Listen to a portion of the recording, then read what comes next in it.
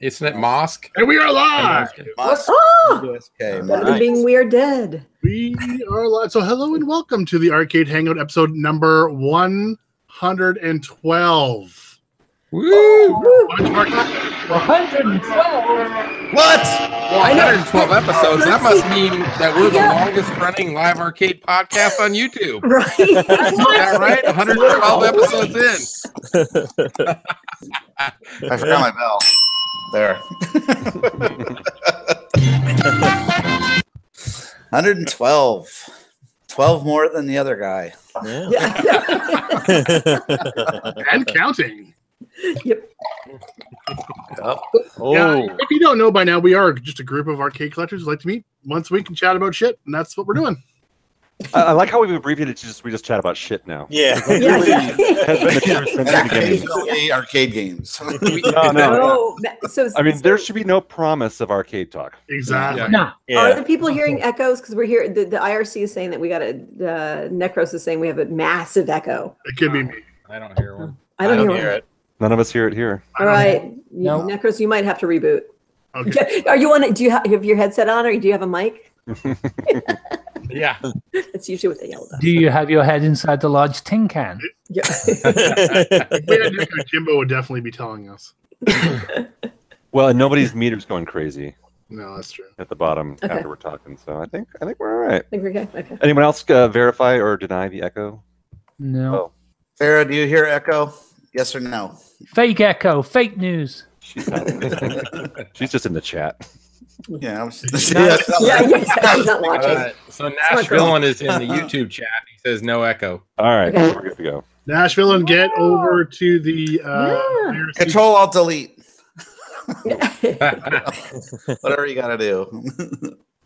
Actually, before we get C-bar, into zero echo. question, if anybody is watching this damn show who has not subscribed and has not clicked the little bell icon beside the subscribe button, do so now. We're like 4 away from 400 subscribers or something, and it's been like that for like 3 weeks now. So Do get it. over that We 400 have 400, almost 400 subscribers. Wow. on YouTube. Yeah, It's funny when I check it, it says 0. Which is a much more believable number. Yeah. It must be 400 Canadian. That's what it is. That's like 3 in the States. Okay, Time Runner just liked my Twitter post, so that means he's actually seen that we're on. So if he doesn't come in here, that's up to him. No excuses. No excuses. so we have another one of the sell, keep, burn questions. And tonight's question is going to be Dragon's Lair, Space Ace, or The Act. I thought I'd throw that last one in there. Well, what's the act, Orange? What is that? Yeah. Whoa, It is, tell us. Please explain. It is another Laserdisc game that is a rare one, especially in dedicated form. There are not too many in dedicated. I've seen a few and played a few conversions, but I don't know if I've ever actually played a standard one. Can you post a picture? I can do that if somebody else wants to chat away while I'm doing so. Brad, did you play? You knew of some kind of event that you could go to where you could play one of the only 6 of these cabs in existence. Yep, What and somewhere even in sunny Southern California. that's right. Oh, I see. Our Perfect for buddy. those who live in colder climes. Take a break from your winter weather horror and In a chilling 75 degrees. Apparently, it is available. work on your tan in mid-March. That's right. Yeah, Keith actually gave me his answers because he wanted to answer the question, but he's busy doing kids stuff or something. So We're like 4 weeks and 2 days away, by the way. yeah, I just asked for the time off at work, so I'm all set. Yeah, Keith has the act, so if you guys want to come out and check it out, it's working. He had it on just this last weekend. I was over, and there it is. That's what his looks like. When did that come out? Like the early 90s, mid 90s? No, 2000. That late? 2007. Well, do you remember LCDs? 2007, yeah. Mid-90s? That's true. Yeah, That you're right. And the I just only don't controller remember there being for it laser is disc games that late. Isn't it's that a laser just a disc? dial. That's Yeah. all it is a dial. That's It's like, it. yeah, it's like a big spinner kind of. I'm pretty Yeah. sure it's just a PC in there. I don't think there's actual laser disc. I believe it Oh, is. Yeah. 2006. Well, It's it looks like a piece with a coin door on it. I know, right? And if ever a game screamed out for you to put your beer on it, it's Right. Look at that. So the object is It's basically like a film scrubber because that's essentially what it you're sort of doing. is, yeah. And what it is like you need to know when to advance further each time, and then when to pull back because you got to watch the reactions of the When girl. to pull out. When to pull out, yep. And also So you watch the reactions of the the girl. music Very, starts- very if important. the music starts to go bad, like it's Crucial. going horribly wrong, you pull away a little bit. You kind of Or inch a forward lot. a little further, and until finally you can turn that dial all the way, and It is a you, Linux you piece. you get the girl. Wow. But it's like Oh, these so you can big install Larry Megatouch kind of- software on there too, right? Perfect. And there's different scenarios. That's just the first one with the girl. 2006. It's not. Yeah, I've played it at CAX before. I just Yeah, I've beaten didn't it know how actually. the gameplay I've seen it worked. broken at CAX before. Yeah. Oh no! Yeah. actually- wah, wah, wah. Oh, You that can was actually buy it. Demons. I think broke. It is on the Mac, They converted to iPhone. Oh. I think it's Yeah, on I say iPhone. iOS. Yeah. iOS and the Mac App Store as well. Yeah, there you So go. you can play Is it. it on even Mac. though it's not an actual laser disc? Do they consider that like a laser disc game? Eh, I it's thought that's what it kind- was. Yeah, it's kind of, but it's not a laser disc though. Suddenly It has put way A more modern added version of buttons. that Yeah. It's a concept. choose your scene type thing. They just do that. I mean, why do the laser disc when you can do it on PC? Right. Yeah. Especially in 2006. 2006 where you can't get laser discs anymore. Yeah. Well, there was like Disney artists that did so much of the work on it, right? It I'm wasn't- not even sure about that. Yeah. Was it? Let me go So back that's- to the page. To here. ask Keith that question. Too bad he's not on tonight. Yeah, I believe only Kitty 6 poo. machines. Wah, wah, wah. It's pretty Yeah, fun. he's It's a pushing fun that. game. You do have to be able to hear it when you play it, though. Like when people are playing pinballs and stuff at Keith's, I can't. It's really hard to play.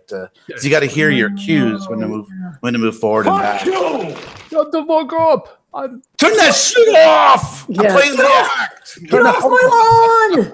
trying to hump this cartoon woman over here. People. You've got to load up the clock. Stop it now. Turn it off. I haven't heard that one in a A while. long time.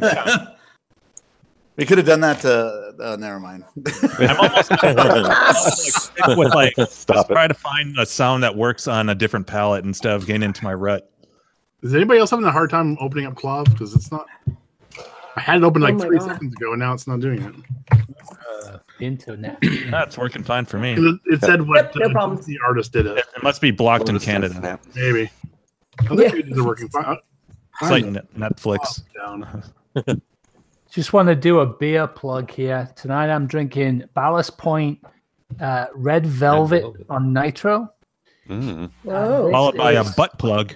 One of the best As opposed to Blue Velvet when they're on nitrous. on nitrous. You This seen the is Golden Oatmeal Stout brewed with beets and chocolate. Oh wow, that sounds delicious. But I Wow. wonder if you pee, It's you pee, phenomenal. wow, sounds delicious. P Yeah. beats. And no, yeah, exactly. Do you have like that red, like, oh my god, why is blood coming out of my ass? I'm doing the usual belching beaver tonight. Ooh. Everyone's favorite. I have Old Man by Treehouse. The One queef of my beer. favorites. I got the queef beer. It's called Deftones Phantom Cup Bride. there, Leo? You got a nipple for the end of that? And I'm having Moonraker Sling Jaws. So it has Oh, like that's a cool jaw looking. dude on it. That's a cool can. This Yeah, I like podcast that. brought to you by Right. beer. Cause of and solution to all of life's problems. Hey, Gak, you should be matching that up with Blue Shark, right? Yeah, I think so. I'll have to find a game to. That'll be easy. That's the thing. Is really there's I'm living in an awesome time right now where there's so many different new beers coming out. I Yeah, know, so we many- see them every day on your Yeah, you won't Facebook. be living Yeah, forever. that's true. And if you're lucky tonight, we'll give away a new Never Too Hungover code. Yeah. Yeah, You got to jump on this one. Yeah. especially a romantic one. Just for Yep. Valentine's Oh, Day. yeah. This is Yeah. how you and your date feel better the next day. Yeah. Or one of you. Comes with crunch of the code and a morning after pill. Yep. But you don't get 30% off that. Right. Isn't that called Plan B? Plan B. That's a good backup. Vitamin Better. B B for backup. one package. So I'm Better. trying a 32-ounce can of Cerebral Brewing's IPA. Good lord. It's called which this is not a normal size That can. can looks tiny Yeah, in your right. I hand. know it's a Regular I want beer. to see you hold a milk carton. All right, so let's see. That's a 20-ounce Guinness glass next to it. No. God, what a boring label. Put a I know, cartoon I know. picture or something on Well, there. it's sort of, Well, penis. Is it a it's crowler? actually there. Yeah, it's a crowler. It's their generic label for all their beers. If but- Andrew met Trump, Trump's hand would disappear inside his. You wouldn't even see it. Like a baby hand Yeah. iPhone 7 Plus with chubby fingers. Anyway, she's a big fucker. So yeah, I'll be cracking this open a little bit. Unfortunately, I dropped it. Oh, it's ripe. So this may be a catastrophe. Oh, you need to. Can we present Andrew when he opens Yeah. it? We want to watch. See there on the top there, like for scale. Just make sure you like lean back Open really it far up into the camera. Yeah, I'm Yep. gonna open it like this. Put it next to your dog. Yeah. That whole thing. We'll see it. So I'll let you guys know when I'm gonna open that thing. I should get a towel, actually.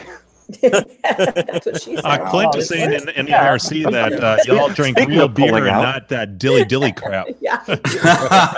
What's dilly dilly? Dilly dilly. Bud Coors Light. Light, maybe? Bud Light. Bud Light. Bud Light, Bud Light. Coors Light, That'll get Dave in here. Just start trash Dave's not talking on Bud here Light. yet. Yeah. Lucky Lager. Did you guys see that? Did you see that article about Stone is suing Coors Miller because they called one of their beers Stone beer?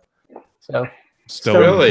Diego's going after him. Yeah. Wow. That's David and Goliath story. Good You luck think with that. you think they would name it after, yeah, or that'd be like Coors going after a Stone beer. Yeah. Why don't you just go after chronic tacos while you're at it? Taco. Stupid. That's a Wee Man's place, isn't it? Wee Man. Chronic tacos? Yeah. So Wee Man, the guy from Jackass Jackass? fame, Mhm. Yeah. oh, he started that place. Oh, I That's didn't like know his, that. that's his chain, I believe. I am not drinking Wee Man's beer. That just sounds like No, it's tacos. No, Yeah, Yeah, maybe it's we- tacos. It's like drinking piss, from what I hear. Yeah. Oh. But what exactly is the urine content? And on tonight's episode of Humped by My Dog, we have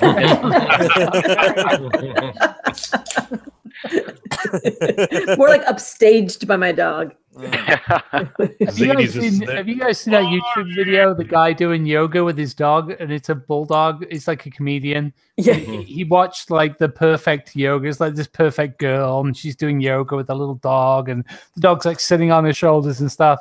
So he's like, "Oh yeah, I'm going to do yoga with my dog," and it's just all these brilliant cut scenes of this bulldog just pumping the shit yeah, out man, John. yeah. That's pretty all these awesome. different yoga poses. You gotta check it out. It's fucking hilarious. Yeah. Someone should find a video and paste John's face over someone doing yoga. Oh god. God, that's truly terrifying. While being Yeah. eaten by a bulldog. All right, viewers, get on that. Yeah. Whoever posted the moving the cabinet with the licking the lips. Actually, I had the link for that, and I just clicked on it, and that is no longer there. It's been removed. Oh. Oh, He'll be no. sued by his team. Wow. Yeah. Wait, what's got removed? The two boys watching John move a cabinet video. Oh, okay. Made a joke. The anime John's gif publicity team pulled it down. Yes, exactly. That is legal. that- Team of lawyers, yeah. Yeah. Yeah, his Tiggy lawyers. did it. Tiggy told him, nah. Yeah. Hey guys, this isn't okay. Now we know. And knowing is half the battle. Hi, guys. We're in the courtroom. Hey, you can't record it here. Nice. We're going to sue someone slandering me, making me He has a whole thread dedicated to those fucking pictures on Clov. Yeah, I could see him. I could see him going up to the judge and pull his little lapel mic off and hold it up to the judge and trying to interview him. Just speaking It's got of like this, a massive LED on the top, like blinding him. Yeah, I know. Spotlight. Mark, get in here with the camera.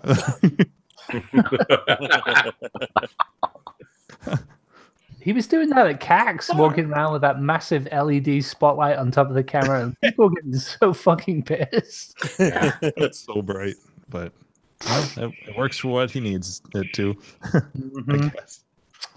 Okay. So let's I totally forgot. Let's go through the question. fuck that. Brad, did you change your backdrop from black to brown, or what? Yeah. I add some light, or No, you what's missed going on it. here? Yeah. I don't see Obviously- floaty head anymore. I just You see, missed it, I see sorry. an actual. Yeah, I said that it looked I like a missed the JCPenney's photo studio. Oh.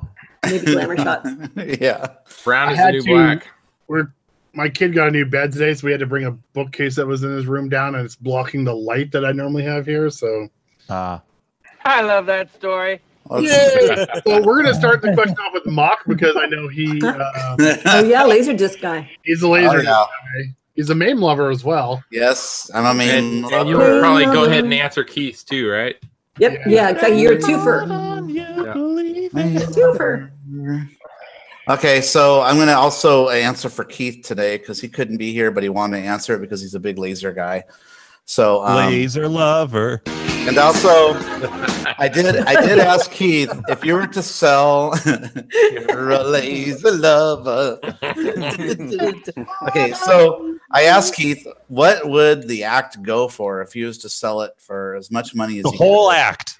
The whole act. Yeah. If you were to try to sell that, what do you think you could probably get? He said probably between 6,000 to 8,000.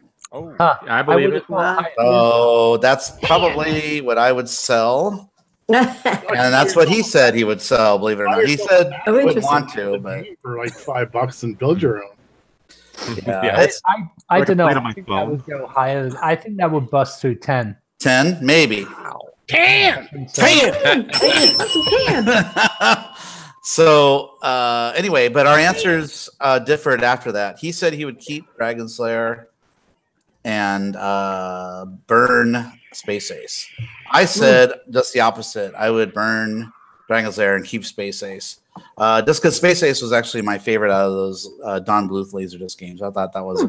I know I really like that one with the music and stuff. I know Dragon Slayer is pretty iconic and stuff, but yeah, that's what I would do. That way, he could come over and play Space Ace. I could go over to his house and play Dragon Slayer, and we'd all be happy. So. Oh, perfect. Aww.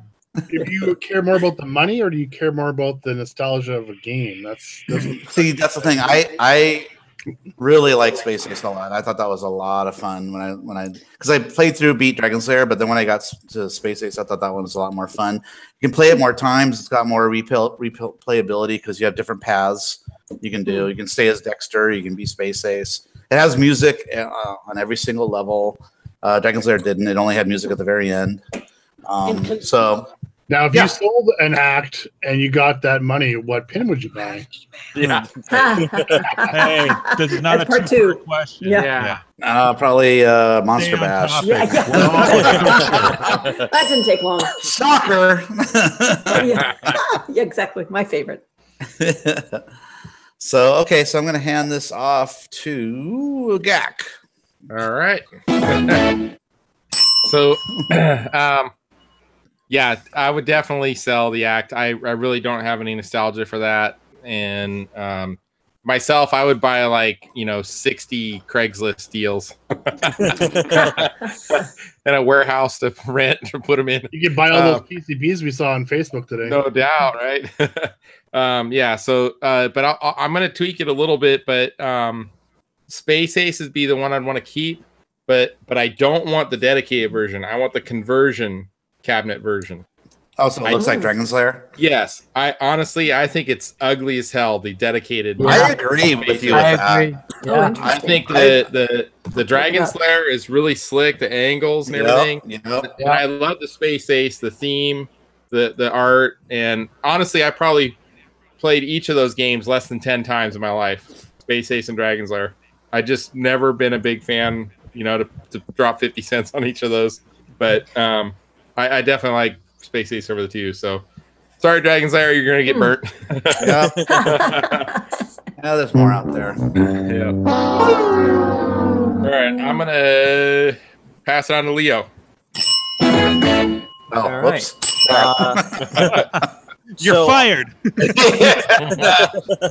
Blew away my bell duties. I didn't know what the act was. I've never played it. I honestly had to Google it to even know what the hell it was before we started this. So I'm going to just burn that game because I just... Ouch. I have no... yeah, apparently... Okay, Daddy He Warbucks. like burning $100 bills too. Yeah, I this, know. Yeah, fuck you. Let's light Hey, I that didn't say 10 it's grand smart. on fire. Yeah. Why not? Jim? There's 6 of them, and now there's gonna be 5 because who Yes. doesn't need them? I'm Fuck the dumb 'em. one of this group. I don't know arcade stuff. I'm just Or here Buffalo for, Valley of the others. Exactly. For the women. Yeah, exactly. This is exactly how you get those. Hey, wait, Leo, do you know how many chicken wings you can buy with that? Oh, Probably nice. a 2 or 3 months a year supply. of cheek sneaks. It wouldn't be a sneak anymore. You can probably rent a Pairs of restaurant. underwear can you buy? Yeah. 10 grand to buy a lot of hot wings. I'm instantly regretting this decision, like a lot of things. But Trapdoors. I'm gonna keep Space Ace. I like a little bit more than Dragon's Lair, and just because I'm gonna say this, I would sell my Dragon's Lair to Dave because I know that's his favorite. That's one of his Grail games. So Aw. yeah, Aw. and then I Dave pee on turns him. around and But sells you know his- that's that. Then he'd pee on him. Exactly. So Jesus. I will pass the question over to Jimbo. Hey, I can actually use my real answer without trying to be different. This is a good one, I guess. I haven't played the act yet, but the game intrigues me a lot. So I'm gonna, and I'm Especially not, being I a don't have video nostalgia editor for yourself. the other laser games. So yeah, so I'm gonna keep the act. I don't know which one's more desirable. I would say Dragon's Lair maybe. So I would sell Dragon's Lair and burn Space Ace. I don't know. I haven't done research, what people are willing to pay or look. Whichever one of those two, I would just assume Dragon's Lair is more valuable. I don't know. So yeah, I'll sell Dragon's Lair and burn Space Ace. Aww. Aww. I could see you modding the act to do like real editing like you do, Yeah, I mean, I use. You're like, I'm going to splice this into that shot, and then. Well, I use Dog Scrub show. wheel. shuffle. Jog. Yeah. Yep. A giant hairy ball all sack. that stuff. Yep. Yeah. Yeah. It's real furry. It fits my hand nicely. This is a booby, right? Yeah. Just the one. Let's see here. Who? I will pass it to Joel. Did you go yet? No. All right. Then I'll pass it to Andrew. No, I'm just kidding. Now go for it, Griffin. So I would sell the act probably same reason, just because I get a lot of money for it. It's a cool game though. When you guys come down and you go and do that, it's definitely make sure you get some time on it. It's pretty cool. And then so I have daddy issues with laser games because like, as a kid I never had any money like for the arcade, so I never got to play games. I had to watch other people playing the games, and I'd walk around the arcade and just look at the machines, and that's kind of why I do the hobby the way I do now, because I always like the artwork. So I couldn't afford to play the regular games, and then Dragon's Lair came along. It was like, hey, this is twice as much, you poor little fuck. Right. You're definitely not playing this game. You scrub, motherfucker. So, 10 pence. so they could all just go and burn in hell. I know. They were 10 pence over there, were they not? Well, it was 50 pence for Dragon's Lair, but was- yeah, 10 pence usually for a regular game. So yeah, I mean, it was in. It's Most 5 suits you get times the 2 price to pants. play it? So it's like 50 pence. Holy shit. Yeah, it was insane. How many suits do you have to buy to get that many pants? I haven't played Space Age. Pants. Pants. 10 pence. Yeah. Man, We got 2 with this one. So I guess I burn Space Ace because Dragon's Lair is just Dragon's Lair. Oh yeah, keep that. Burn Space Ace. Sell the act, and then go out and buy a Baywatch pinball machine and spend the other $8,000 on LEDs. All right, pass it off to Carrie. woo! So I think I've not played the act. I only tried to play the act at CAX, but being frustrated and not being able to play the act, I'm going to say I'm going to keep that one. Because, why the hell not? I like rear games. And I actually, similar to Griffin, I remember looking at Dragon's Lair and thinking, 50 cents? What the fuck? So fuck you, Dragon's Lair. I'm going to burn you. And the few times I did actually put the 50 cents in, it was over with like that. So Yeah. What am I doing? What is this? Yeah, It was exactly. like the first 30 seconds or so, it told you which ways to go. Because it doesn't Yeah. move like a normal arcade game would. You got to wait for your moves and all that. Yeah. Mhm. Yeah, mostly. Turning into a skeleton quite frequently. Yes. Yeah, mostly I just watched other people play Dragon's Yep, Lair. me too. Yep. I have no memory whatsoever of Space Ace, but I'd sell that one because I'd like to play it so that I can sell it to somebody. I'm going to go and visit it. When you watched other people play, did you watch the main screen, or were you at the back of the crowd and you watched the monitor on top of the Dragon's Lair? There was no top monitor. Yeah, I don't Oh, remember. no. No, I don't remember that at all. Well, it was I just saw that. crowded I thought around. that was cool. Yeah, we were low budge. So, man, It was a hey, low budget. bro, I heard you like monitors, so we put a monitor on your monitor. Yeah. Yeah. I used to take my $5 allowance and ride my bicycle to Round Table Pizza and go in the back, and I would play almost all my $5 on Dragon's Lair until I learned how to play it. So that's my story, how I That's mastered the game. Yeah. The only time No I lunch money for me.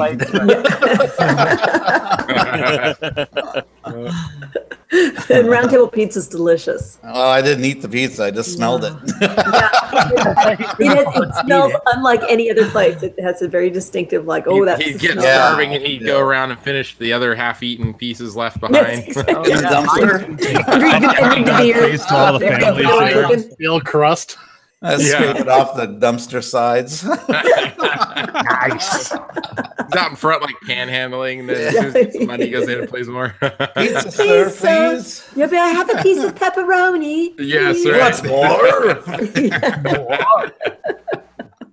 All right, I'm passing it to Andrew. So I can't bring myself to burn either Space Ace or Dragon's Lair. I don't know. I mean, I understand the act is rare, but from a classics collecting preservation perspective, I don't think in good conscience any of us should be talking about burning either of those games, even in jest. I mean, But how could you burn only one of 6? I know that was Exactly. That's what you can get Dragon's Lair and Daphne. 6 left of Dragon's Lair and from the Space Ace. mountain, brother well, Andrew. yeah, but you can play the act on your fucking phone. Oh my! Yeah. Well, yeah, but you have Daphne for the laser disc. I could burn a 2018 Mustang any fucking day of the year if I got to keep a 67 Mustang. You can play Dragon's Lair on your phone too. I mean, that's on there. 68 fastback. Admittedly, but there's no history behind the act. I mean, that's not that's modern history. It's like a PC game. Yeah, it really wasn't in any commercial location, right? That Yeah. Couldn't even It's never get enough released. momentum for. It's a wannabe.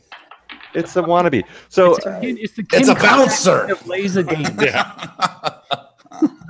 So I would keep the first. My memories of Dragon's Lair. I absolutely remember it was a McChesney Park Mall in McChesney Park, Illinois. Basically Rockford. So that's actually, I think might be exactly where Greg lives, Arcade Impossible Greg. But yeah, the mall there, which is the same mall that I saw Star Wars and Empire and Return of the Jedi in. That was like the big mall arcade that we went to. And they absolutely had a Dragon's Lair, and they absolutely had the monitor up top. And I remember going in there as a kid. I was probably 8 when it came. I think it was 83 that came out. Yeah, 83, 84, somewhere around That's there. right. Yeah. So I was 8 years old, and it was definitely like the big kids hung out in the arcade there, and the crowd around it was massive, just ridiculous. And I remember like peeking through the group of kids around the game, and then realizing, oh, you can see the game on top and the monitor up here, and just standing there, like my neck straining and crimp from staring up at this thing, watching people play it. That's how you got tall. Totally being Exactly. Just so he can see Dragon Slayer better. Fuck this shit. I'm gonna get tall. Ironically, now if he stands to play it, he just looks at the top one only to play. Right? Yeah. Nice. If I got one, I would definitely have to have the top monitor. Just to play it. Yeah. Then you can just look straight forward at it. Joel, did you get a top monitor for yours? No, Okay. I had that PVM, but I kept it in the shed. Okay, I know Keith and Till both have a Dragon's Lair, and they both have top monitors on theirs. I just think that's kind of a cool touch. If I can dig out a BNC cable, maybe I'll throw the PVM up there for Nat, just to You should. extra flavor. Why not? Yeah, flavor. Flavor. Yeah, you should. That'd be cool. So, so I think for that memory and the fact that like you were talking about, like, I mean, we were always like scrimping for quarters as kids, but like I probably would go into the arcade. Mock, you had like $5. I would go into the arcade with like maybe 2 quarters. Oh wow! And most of the time, like especially at that age, it'd be like I would just like walk around and watch other people play, and right. Finally awkwardly put my quarter in and quickly lose it. At that age, especially, it wasn't until my like hanging out in the arcade really in high school that I started getting like playing the games and really getting into them. But yeah. So there's no way in hell I ever put a quarter into or 2 quarters into Dragon's Lair. Oh, that though. When I say $5, wait. There's the echo. Turn off your thing.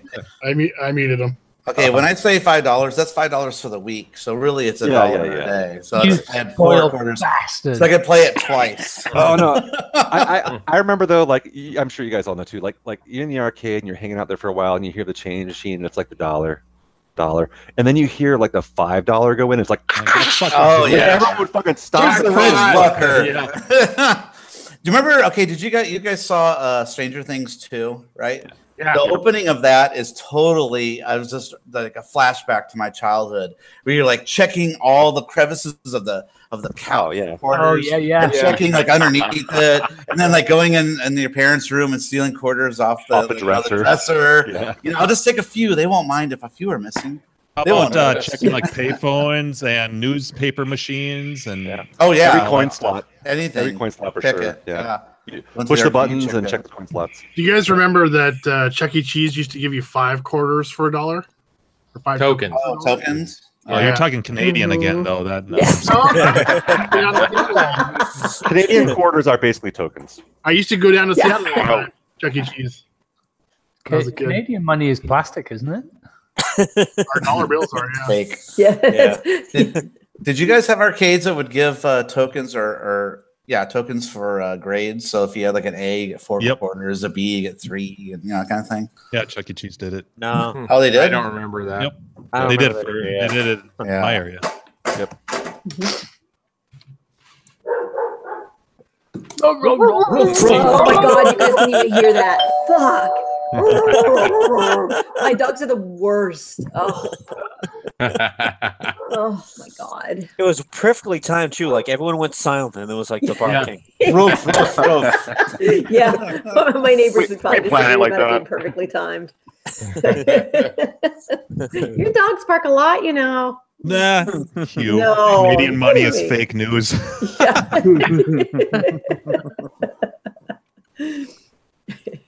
All right, so who went last?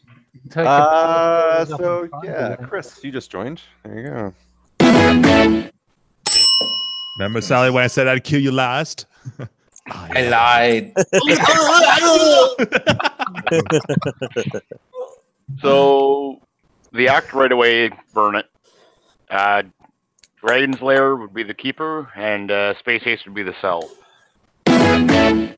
Nice. Efficiency award. Nicely This is done. what happens when you're like the last person in the chain. Yeah, But you're not the last. all this You're not time. last. You're not No. last. Yeah. There's others.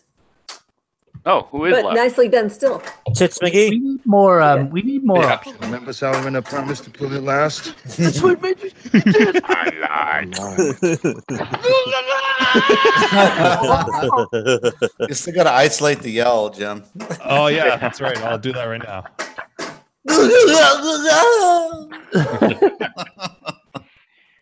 Sounds like me having an orgasm. Brad, have you gone? Let's compare It's them. not. I have not. Compare I'm orgasm going to throw that to you then. at Nat. All right, you're throwing it to me. Dun dun dun.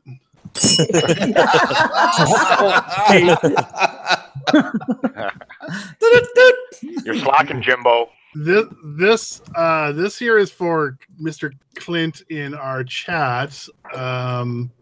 So this is one that I actually played at Game Grid Arcade in Salt Lake City. Is that a trackball? Yeah, he was talking about that.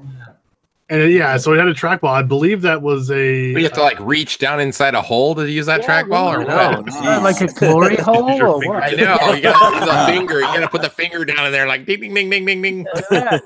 Is there a little man in a boat down there? That would be the diddly ball. That's not the a really trackball. American version of Boonga Boonga. Right? Because all you're really doing is just moving the dial really slowly left and right, so it doesn't really matter that it's down on the wall. Down in. But yeah, Talk about zero effort made there. Jesus Christ. That's a fucking Put a dial job. in. Yeah. because he mentioned that the Game Grid had it. I'm like, oh, I've got a picture of that one actually. So my choices, I would keep Dragon's Lair because I'm currently looking for one. I would. They have them on eBay. Yeah. Do you have eBay in Canada? Of course we do. We have American eBay and we have Canadian eBay. Is it called eBay A? I was just gonna say that.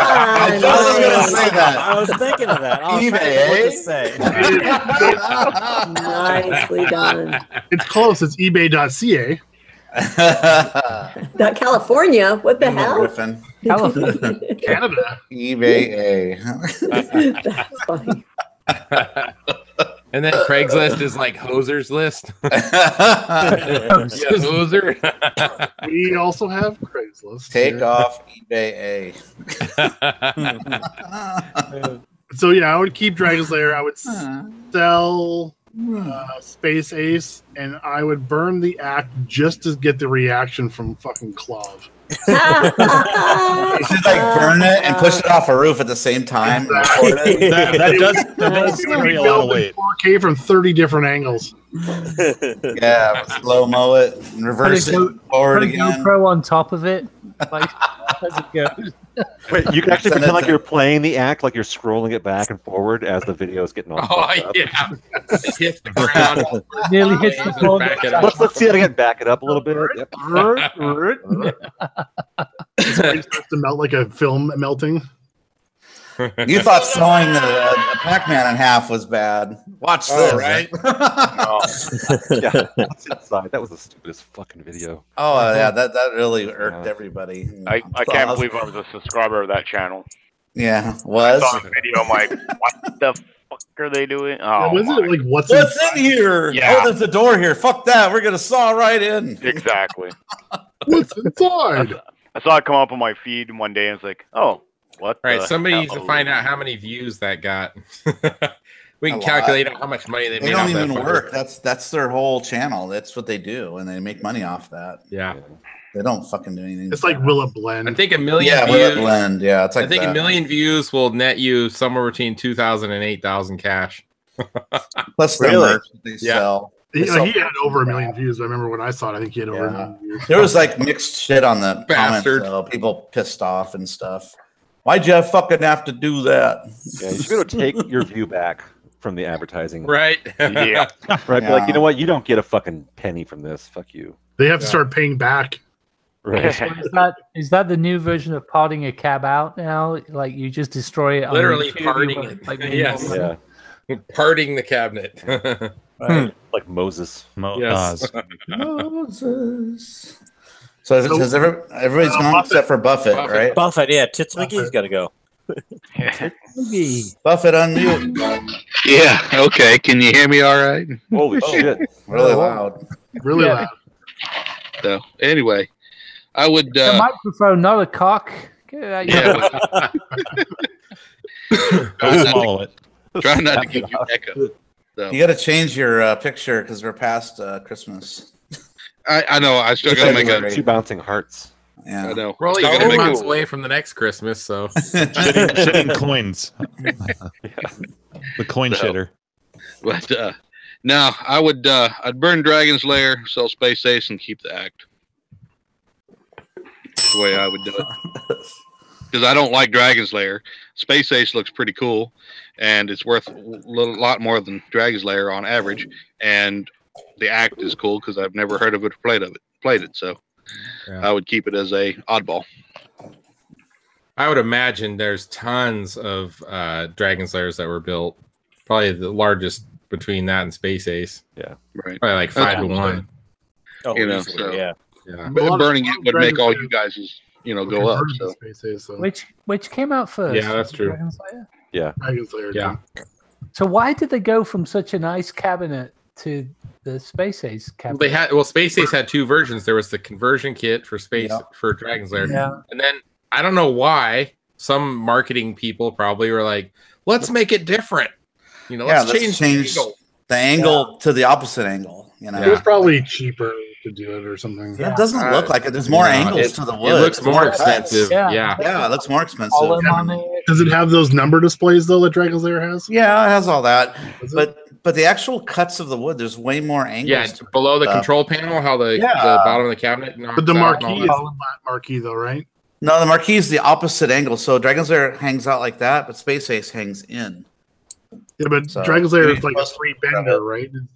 So is Space Ace. Space Ace does too, but they just bent the angle the other way. Yeah. Put up a picture of They it flipped it upside down. so our audience members can see. I posted a link here that has all 3 of them side by side. Okay. So if you look at the control panel, there's way more detail of how it comes out. 3D models for the Wii. Oh, Dragon's Lair 2 is in the middle one there. The middle one, yeah. They're actually pretty good representation. Yeah, the Space Ace on the right is dedicated. Yes. And the angle of it is the opposite angle of Dragon's Lair. Yeah, it's like you turned it upside down, the marquee. Yep, pretty much. Yeah. If you could get it for the Wii, I just burned both of them then. Kind of fugly. Yes. Dragon's Lair 2 is absolutely the ugliest of all of them. Yeah. Yeah, I think that's what I was thinking with Dragon's Lair 2. Was what I was thinking of. I remember my cousin having it. This is before I started collecting arcades. Arcade machines. Yeah. How many arcades do you have? I've owned probably 100 plus. So there was like a DVD you could buy, and you actually play the game with the DVD remote. Yeah, with the remote. Yeah. I have. Oh, really? I remember having it. I'm like, wow, that's a trip. Like you For can just what? totally play the game with. For Dragon's Lair? Yeah. Yeah, it had all 3 in one, I think. Oh, Yeah, I have okay. I have that because you can actually use like if you want to get a legit version like in Daphne or whatever it is, you can actually put that DVD into your computer and it'll say that you've got a legit version. Right. Yep, that's what I wanna say did. He paid like $20 or $30 for it, my cousin. Yeah, I have it somewhere here. The depending on how fast your DVD player, if you're gonna have lag or not when you make your moves. I remember if I played it on my Xbox 360 or the PlayStation, it would run great and it wouldn't have any lag at all. But if you played it on a regular DVD player, it would have to seek and look for the next, and it would just lag too much. It was too hard to play. So for you PC gamers, actually, it's available on Dragon's Lair and Space Ace are available on Steam. You could actually add those to your wish list. I think I paid a couple bucks for those each. So yeah, Does I think Daphne Daphne's the best way to play it. Does it have a downloadable thing where you can pay for the license through there as well? No. I don't know if you can pay, but I just use the DVD thing to download. But then later I found HD files to replace the frame files that they give you, because the downloadable version they have, because it connects to a server and downloads their files, and some of the some of the frame files are it's not theirs. It's an HD. It's just standard, like from the Laserdisc rip. But there's some artifacting here and there, and I didn't like it. So it's not true to the Laserdisc to me. So I went out and found a little bit better version of it that was out there and replaced it. But yeah, the best way to play that is Daphne. It's the most accurate way to play it as far as like, it's actually using the arcade emulation. Yeah, the code of the You can actually arcade get it on game. Blu-ray even. I just looked it up. There's one thing about that though is the Dragon's Lair. They stretched it and cropped it for 16:9, so you're missing the top and bottom of the screen. Actually, the best way to buy it, like Dragon's Lair, is to buy it from Jow for $200 and just. There you go. Yeah. Nice. The Space Ace actually has two versions. There's a 16:9 and there's a 4:3 that has the entire thing. But Dragon's Lair, they cropped it to make it fill the whole screen. They never made a 4:3, so a lot of people are angry about that too. So, yep. And if you play it on your iPhone, it's cropped as well. So I'm curious. We added the act, but I gotta say, like one of the big laser games that wasn't mentioned is Cliffhanger, which would be interestingly if you. So if you changed out the act for Cliffhanger in those three lists, does anyone who knows Cliffhanger at all, would they change their answer? I love the interesting. That's why I specifically put the act in, was because I figured there became people that were going to use the money, because I was going to use Cliffhanger. Yeah. Is Cliffhanger worth very much? I don't know what it's worth. Rare. Yeah, it's worth money. Yeah. Very hard to find. Yeah. I love that crazy pink and chrome. I mean, that's a wild color scheme. Yeah, it's really weird color scheme on that. Actually, I think the first time I played that was at CAX, the 2013 or something. Oh, I saw it in arcades when it came out. I heard Kalen bought 5 for $1. You know, 5 for 1. I missed it. What game are you guys talking about? Cliffhanger. Oh yeah. What is that based off of? Miyazaki. What's that? Oh, it's that anime.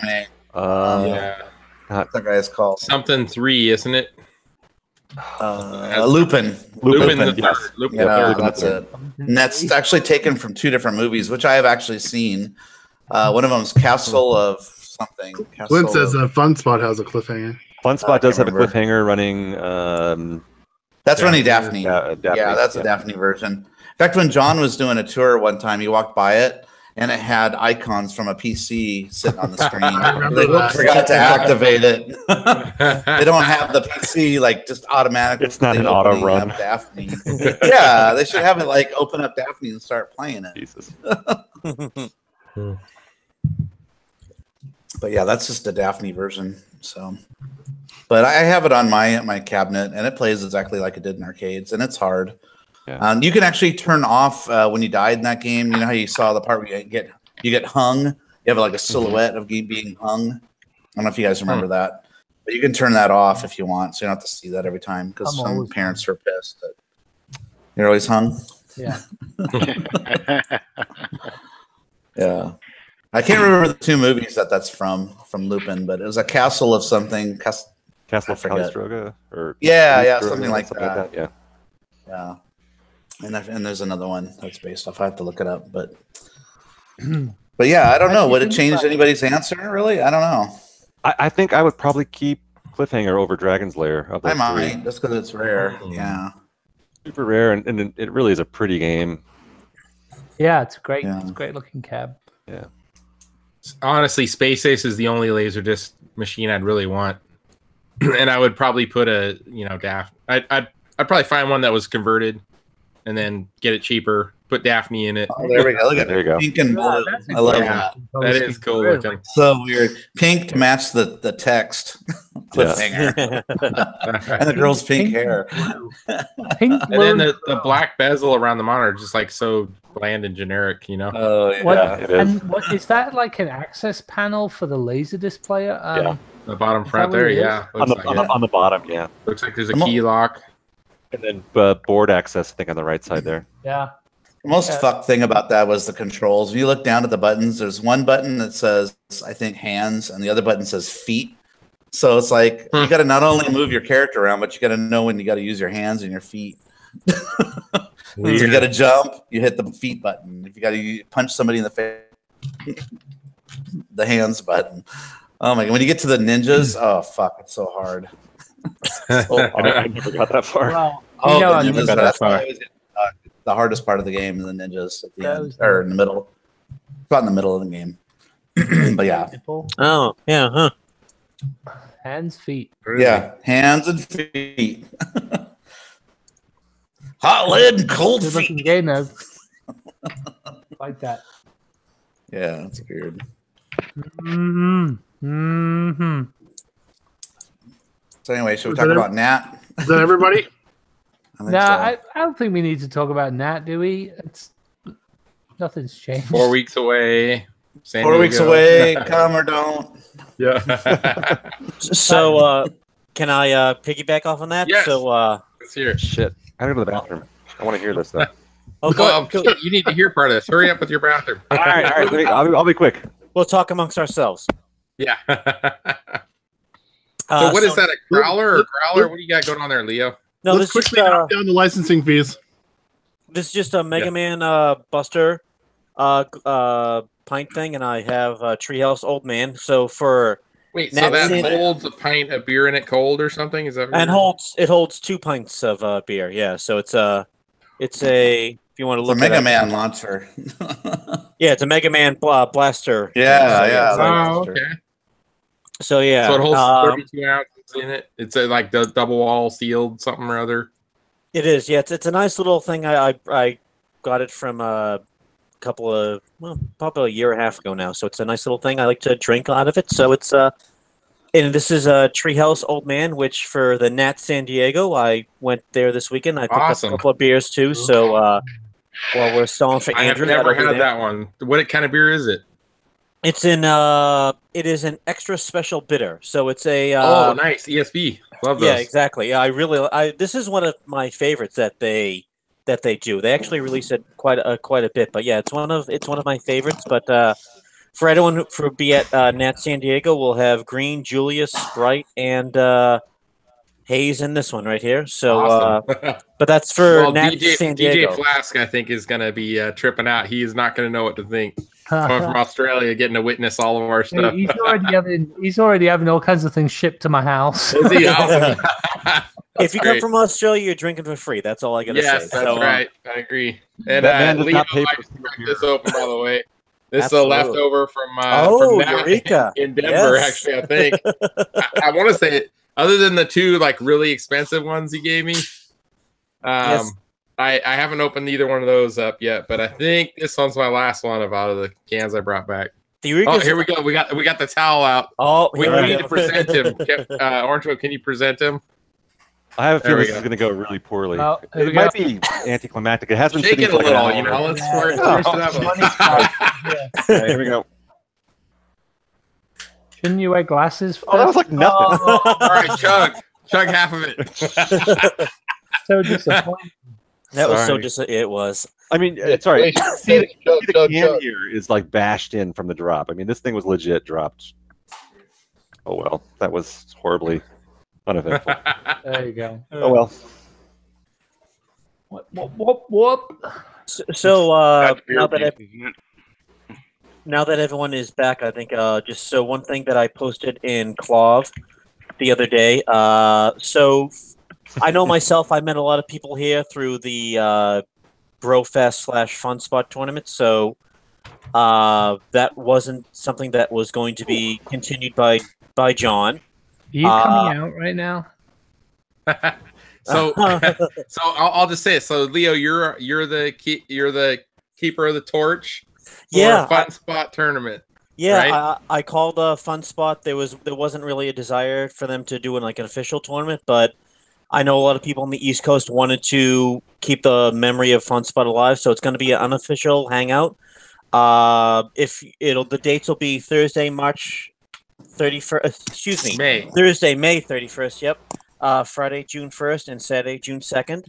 If you want to stay at the Nassau Hotel, you can get a discount if you use the code Brofest. I will be there on Friday after I pick up Dave from Buffalo. We'll be there Friday, and it's got my idea for the tournament. A little suggestion: change code from Brofest to something else.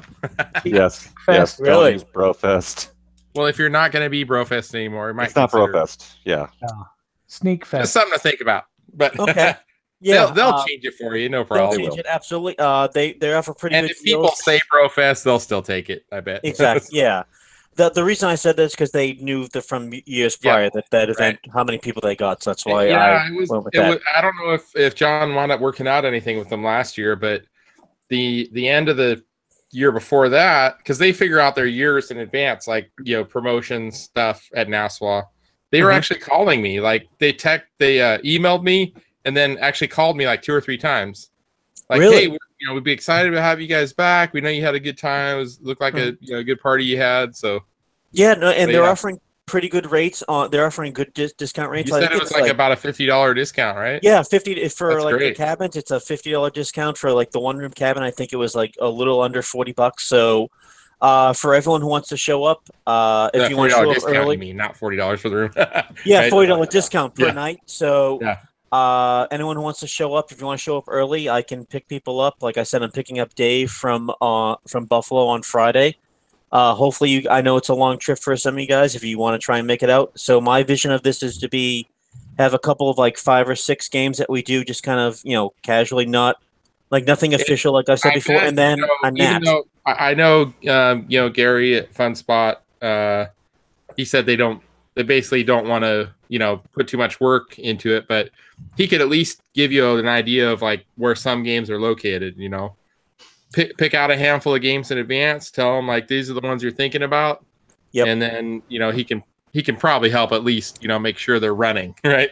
Yeah, Gary. I've had some conversations with Gary with it. So I think as long as it's nothing official and we do everything kind of out of the NASWA and we just show up at Fun Spot, that's cool with that. And then so like a 5 or 6 game mini tournament. And then since I've been at the first few Nats and have had a great time, we'll have a little Nat tournament as well too. So people that want to show up, go to the NASWA. There'll be a lot of hot dogs, skinless hot dogs, beer, and some stories about skinless ones. So we'll just say this for right now. The Arcade Hangout will be kind of a co-sponsor of the event.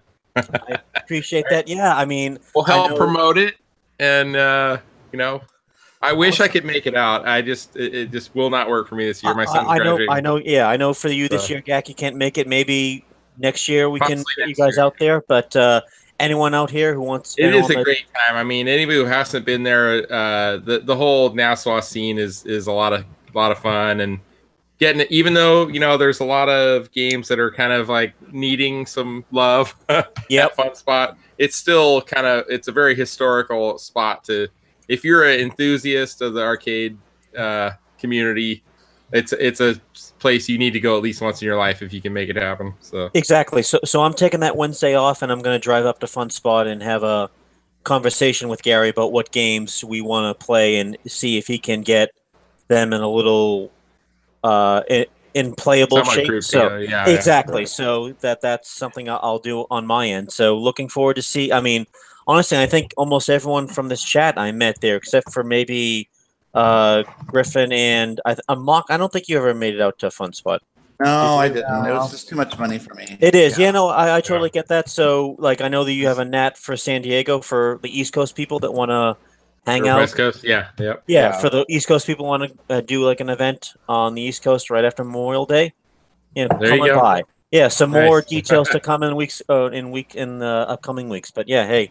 Well, let least let me know. I'll help wherever I can.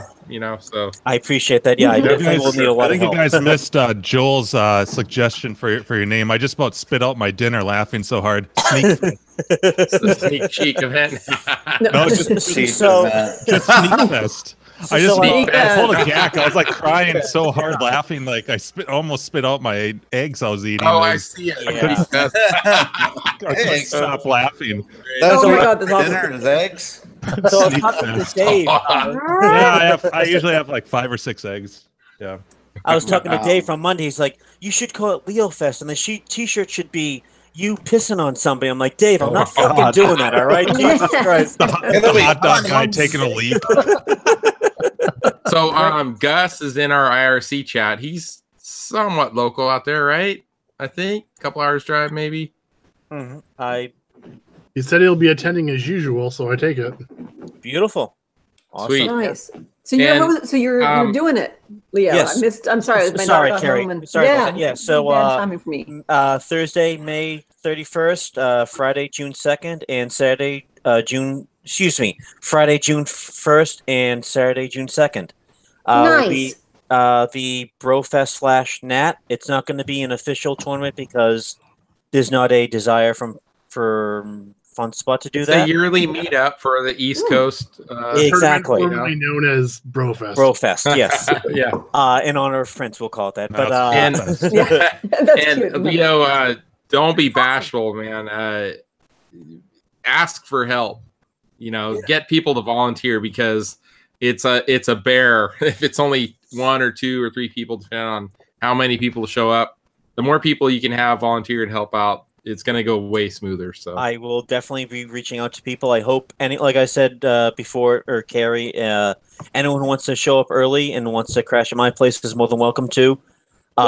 Maybe Andrew and I have had some conversation. I know Andrew, if that's something. Talking. Yep. Maybe Nate Ryerson might be coming too. No guarantees. How farty is your place? Is it very farty? Party. On a scale of 1 to horrible. So the guest room, I'm not really in a lot too, so that smells kind of nice. But like the living room, it just smells like ass all the time. I'm not gonna lie to you. And you're in the Boston area, right? So you're not too far from the airport. Yeah.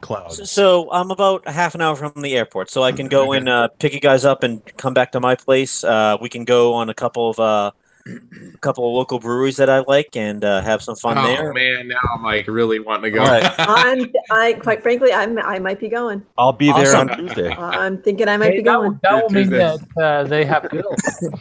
Is Brian Koo going to be there and eat all your Cheetos? I'm not bringing any food for Brian fucking Koo. He can feed himself. Brian fucking Koo. He's a snack sneak. There's a cheek sneak and then there's a snack sneak. You should have the tournament at the arcade he works at there. That doesn't have a lot of. So the thing, I remember from the 2 years that I went, it really seemed like it was a mixed crowd of. I want to say like maybe half the people that showed up were from the KLV group. It seemed like the other half were either locals or from John's Arcade YouTube fandom. I imagine I don't know if John's going to be there. I haven't talked to him, but it's probably going to be a much smaller event than years past, but I'd like to at least keep the spirit of the event alive, and then it's going to be a lot of let's just hang out, have some fun, and kind of shoot the shit with people. That's what I mean. Hell, last year was a small event, and we ended up playing poker till 2 a.m, telling some really interesting stories, and so it's really like it's funny how sometimes the events that are a little not as big as other ones are much more fun. Like the Nat events I've been to, I've just been like us and some other some local people, and I've had a great time at all those. It's great. You get to know people, kind of get to have a good conversation. Like I met Super Stearns there, and I didn't get to know him beforehand, and I met him again at Mancation a couple weeks ago, and we just started chatting up again. So it's like I said, it's going to be super casual. People want to come on by. The event is going to be keeping up. So look at the local people that we had at Zyla's place at Hyperspace. We got about 10 people that just were in the arcade that joined, and there it is, Tanya. Were there many kids there, Mock? Yeah, there's some kids there. Taking away our they had prizes. to pay a little extra to get in. Oh, Jesus I was handing that to you, Mock. Come on. Oh, I know. Oh boy. But anyway, they had a good time, and we all asked them if they had a good time after the end, and they all seemed to have a pretty good time doing it. I just don't think a lot of them cared about getting a cap kit for That's how we got a lot of T-shirts gone. I guess the real question, Leo, though, is with the tournament going on, is Billy Mitchell going to show up with a VHS tape of his MAME record? Yeah. So bad. Billy Mitchell will not be there, as far as I know it. His appearance fee was just. I gotta say, with all the heat that's been going down the last few weeks, Nat San Diego, the Kong Off. Yeah, Kong Yeah. Off is going to Arcade be an Expo. interesting scene. Richie Knuckles has been I've been reading his posts on Facebook. You know, he's been like, "Oh, with all this drama, I don't know what's going to be going on, but I'll still be at Kong Off." Yeah. You know. So yeah, Really? That'll be interesting. Mame Lover in the IRC chat says that Brian Q only plays Donkey Kong on Mame now. Yeah. All the cool kids are doing it. Yeah. You know, I think our group is we're more like the social ones. We're not so much, you know, extreme high score world record types, unless you know we're talking eyes, but That's right, the important stuff. Or Blue Shark. Revenge of Doe. or what's Orange Whip's game? That Crash game or whatever? That fucking thing. Blue Shark. No, what's that game with the car and you avoid as Crash, you go around? yeah, Crash, yeah. Right? Really, Crash. really well-known games that everyone gives a damn about. Yeah. Yep. I And then, fucking hate Crash. I think Oh my Time God. Runner I and love that then, game. Oh, Time Runner until remember how long they were playing Fire Truck for? That was incredible. Oh man. They're just Yeah, playing until it they got to the ice world. Yeah, which I've never seen. Where you Yeah, have it was crazy. I have video of all that. I need to like you know, put a video together. And then me and Brad get on there and we just suck A ass. year later when it's relevant.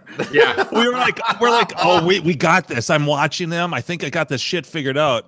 No, we No. just sucked ass. No. Probably, I think me more than Brad. I think I was just because Brad wasn't drinking.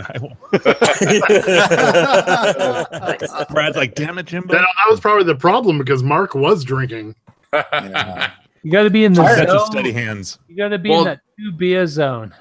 And you know, since we're kind of on the topic of tournaments and stuff, it's Things. really far in advance. But you know, Grinkfest 6 is happening. Andrew and I have been talking to Steve. It's been a little while, a couple months maybe. But what we definitely want to do this year, and it was kind of his request too, was we don't want any last minute stuff. It's just really stressful. You know, pushing it too late to have shirts ready and trying to organize everything like the day before all these people showing up.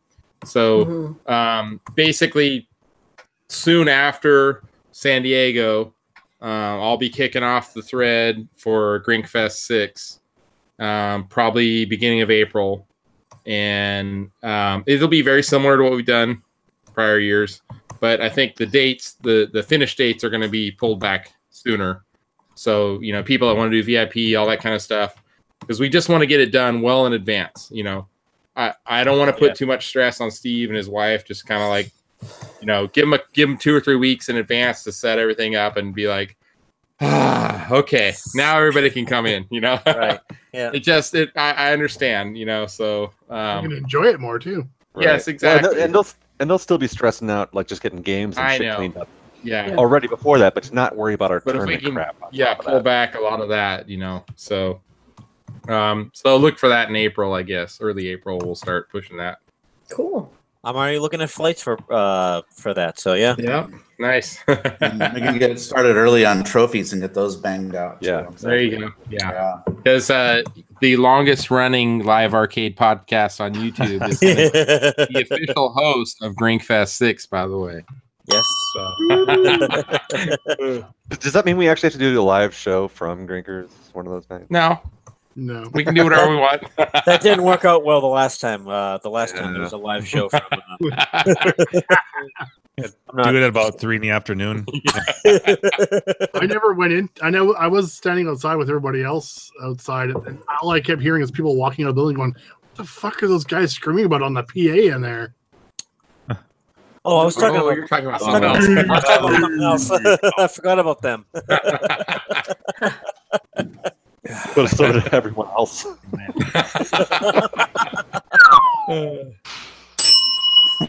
It's all good, man. We're a small community. I mean, I don't know.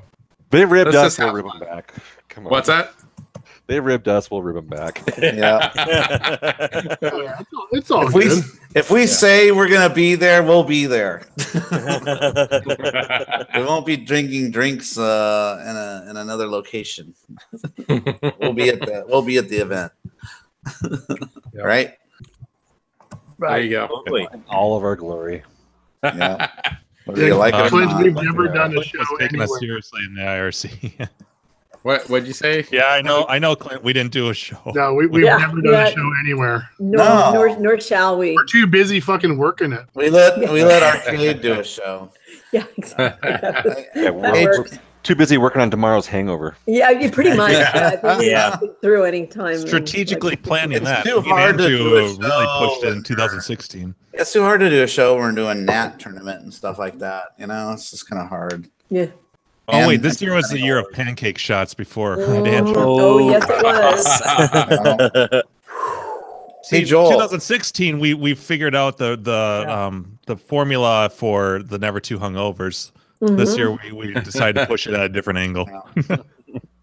The one thing we could do, I guess we could work on is if we just had like a camera set up, just recording. No one's holding it.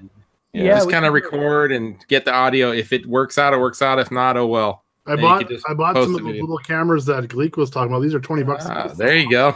That's cool. And they'll Right. they'll record 2 weeks live video, 1080p. Wow, Oh, crazy. So I can bring some of these. You just That would only, be cool to like stick a bunch of those around and then maybe edit like a just every. yeah, you can either stick a SD card in them or they can stream live up to the web. So One Well, behind the bar. I wouldn't trust the Wi-Fi there, but No. like if we could like record, like maybe we could stream one of them, like the bar behind the bar view or something like that. yeah, Men's then, restroom. Yeah, the men's restroom. I've got 2 of them. And I'm probably gonna be buying a bunch more. I'm gonna use it as security for my arcade. So Hey, Gravatar in chat made an interesting point that he was asking about. Like some of us, he knows that we're on Clav, but other people that are in here, their names don't match their Clav name. Yeah. Yeah. So I was wondering, it's too bad we can't do lower thirds on here, so we could put our Clav name. But since YouTube is so fucking lame, it doesn't work. I guess We used to try to introduce ourselves, but Yeah, Yeah. we should. Maybe we should go back to doing that because my name isn't Mock on Clav. It's Mock the Magic Man, but I go by Mock. Don't you mean But yeah, Gary goes by Mock the Magician? Yeah. That's John. It's John Mock the Jacobs Magician. still calls me Mock the Magician, even though it's wrong. But, Orange Whip is Orange Whip. Andrew is still 34K. Let's see. Seabart is Seabart on Clav, isn't he? 1984. 1987. Oh, see, 1987. Well, yeah, which that would makes make him sense. about 31 now. not till June. And Dinky Flicks is Jimbo Deany. And Joel is Griffin on Clav. Chris is just Gak Attack, I think, right? On Clav? Yeah, that's right. Gak Attack. And Leo, what is your name on Clav? I It's forget. LBAS NT7 for Mega Man fans out there. So yeah, that's what I'm on Clav. What does that mean on Mega Man on for that? What does that mean? So Bass is my favorite character, and I just my friends used to call me Leo Bass for various reasons. So yeah, Bass. Leo Bass. Because he What walks char- around like a bastard. Whoa. Friends. What character is that in Mega Man? Forte. So in Mega Man 7 and 8, the main villain that Wily built. Okay. He came on later in the series in 7, 8, 9, and 10. So yeah, I didn't play those. Okay, that's why Yes. I didn't know it. All right. So got it. apparently in the IRC, the handle Hugh Janus says the other handle is Big Anus. So just to kind of clarify that. Yes, I know him. Yeah. I didn't quite catch the Hugh Janus, but once they said Big Anus, then I was like, now I know who we're talking to. Gotcha. yeah. I thought his handle was Huge Ass, like the Simpsons, did, but I misread that. So yeah. So, Joel, you should do this, and I'll do this. You should start hitting up Jow, letting him know about Nat if he still wants to come. I'm going to start hitting up. He's not. Remember Ryerson said they're going to they're going to Reno or something. Fuck them. Okay, so they're not out. Yeah. So I still have to confirm with who was it? So Slick Nick and his wife were talking about going, right? Yeah, and Till and I think SD Rob's coming. I talked to him today. I'm pretty sure he's going to come. Yeah, who was the other one I was talking to? The guy from the East Coast, Ken Cinder or something like that. Is that right? Thousands of people are coming. Yes. We can't name them all. And Jeff C. Jeff C. Yeah, we gotta get a hold of him. He said he was going to come to one of the events. I better not sell my 720 yet then. Yeah, so I'll have to start sending him reminders so he'll like block in the date. I probably won't tell him that we're going to be playing pinball tournament on Keith's because he won't come. So yeah, he does not like pinball. 722. Yeah, Keith doesn't have a 720 anymore. Didn't he sell it? Oh, he brings Michael Jackson glove. Or was it? No, he sold Paperboy. Never mind. That's right. Paperboy 720. Yeah, he still has 720. System 2 games, so I guess is that. Yeah. So yeah, I'm going to be leaving in a few minutes, but I'm just going to leave with the teaser that myself and Keith and Till this Saturday we've rented. Me. I'm going. Are you going to come? Come? I'm coming. Sweet. Okay. Yeah, we've literally had to rent vehicles because we're going for a 20 cab pickup. Wow. Yeah, between us, yeah. So we got it all squared away and arranged. We discussed prices with the guy. I scoped the place out, and you want to name some of the games? I'm picking up a dedicated Mortal Kombat 2, a dedicated Burger Time cocktail, a dedicated Tapper cocktail, which I've never seen before. Ooh, cool. Yeah, isn't that cool? I think Zyla actually has a dedicated Tapper cocktail that's converted to Rastan. Oh, really? Oh. You had an extra big grin on your face. Does it still have the little pull tap on it? Can you still? Yeah, that's your attack mode. Is pull the beer tap. Pull make beers. That's the swing. That's the swing. Yeah. Sell, burn. No. And then there's another cocktail. It was a plain game. It was kind of buried. So I don't know. I'm going to take a look at that. But then Keith's picking up, I believe, a Terminator. We've got a Big Blue Street Fighter Turbo. There's also a Street Fighter Hyper Fighting. So yeah, a lot of different, some Neo Geos. Yeah, they got a bunch of like 90s games there. A lot of 90s stuff. Yeah. You talk about the PCB you got already? Oh yeah, and I got a what did he write on the box? Forbidden Worlds? Yeah. Yes. Forbidden World. Forbidden World. Forbidden. That's what it should have been. Don't go to that world. It's forbidden. Yes. So much more You won't come intriguing than back. Forgotten World. Yep. So yeah, I picked up a mint Forgotten It World. looks the old stock, basically. Yeah, it was NOS. Yeah, it's still it's never been even plugged in. Does it still have the plastic strap around it? No, it was just then that wouldn't be box. totally new NOS. Because I think the original ones had a big, thick like zip strip on it. Yeah. On the circuit board? Yeah, that wrapped around both boards. Weird. Interesting. I think I would like want him to bow. You mean like a zip tie? Yeah, it was like a big fat zip tie that wraps around both of them. Weird. Interesting. So You're just full of knowledge. Yeah. Full of something. Full of something. Yeah, exactly. You got useful knowledge. My knowledge is completely useless. Aw. Hey, you know what about like cockroaches and stupid movie trivia. So Griffin, you and a couple other guys are getting in on that buyout. Yeah, basically? so the op contacted me because of my Craigslist wanted ad. Will you fucking stop with that shit? Jesus I don't do that anymore. Any more of them here? I almost lost a friendship over that. Oh, And people are like taking my likeness to try to buy games in the Bay Area. right? Like it's out of control over Griff and here. I almost like dipped our hands in like syrup and put it in glass and then fought. Yeah. Cuba tank. I went full blood sport for a while. It's fine. Blood sport for real. But it was, it was the Craigslist wanted ad, and the guy hit me up. He's been an operator for a long time, and he wants to unload. So I'm sure he does. But, so some money, You guys some already unloading. basically talked Reasonable prices, yes. Yeah. Yeah, very reasonable price. And especially getting a cocktail tapper. I mean, I've never even seen one of those before. You I know think what? that's really It's cool. You put it on an actual, It's very countertop. basic. It's actually, What was that, Griffin?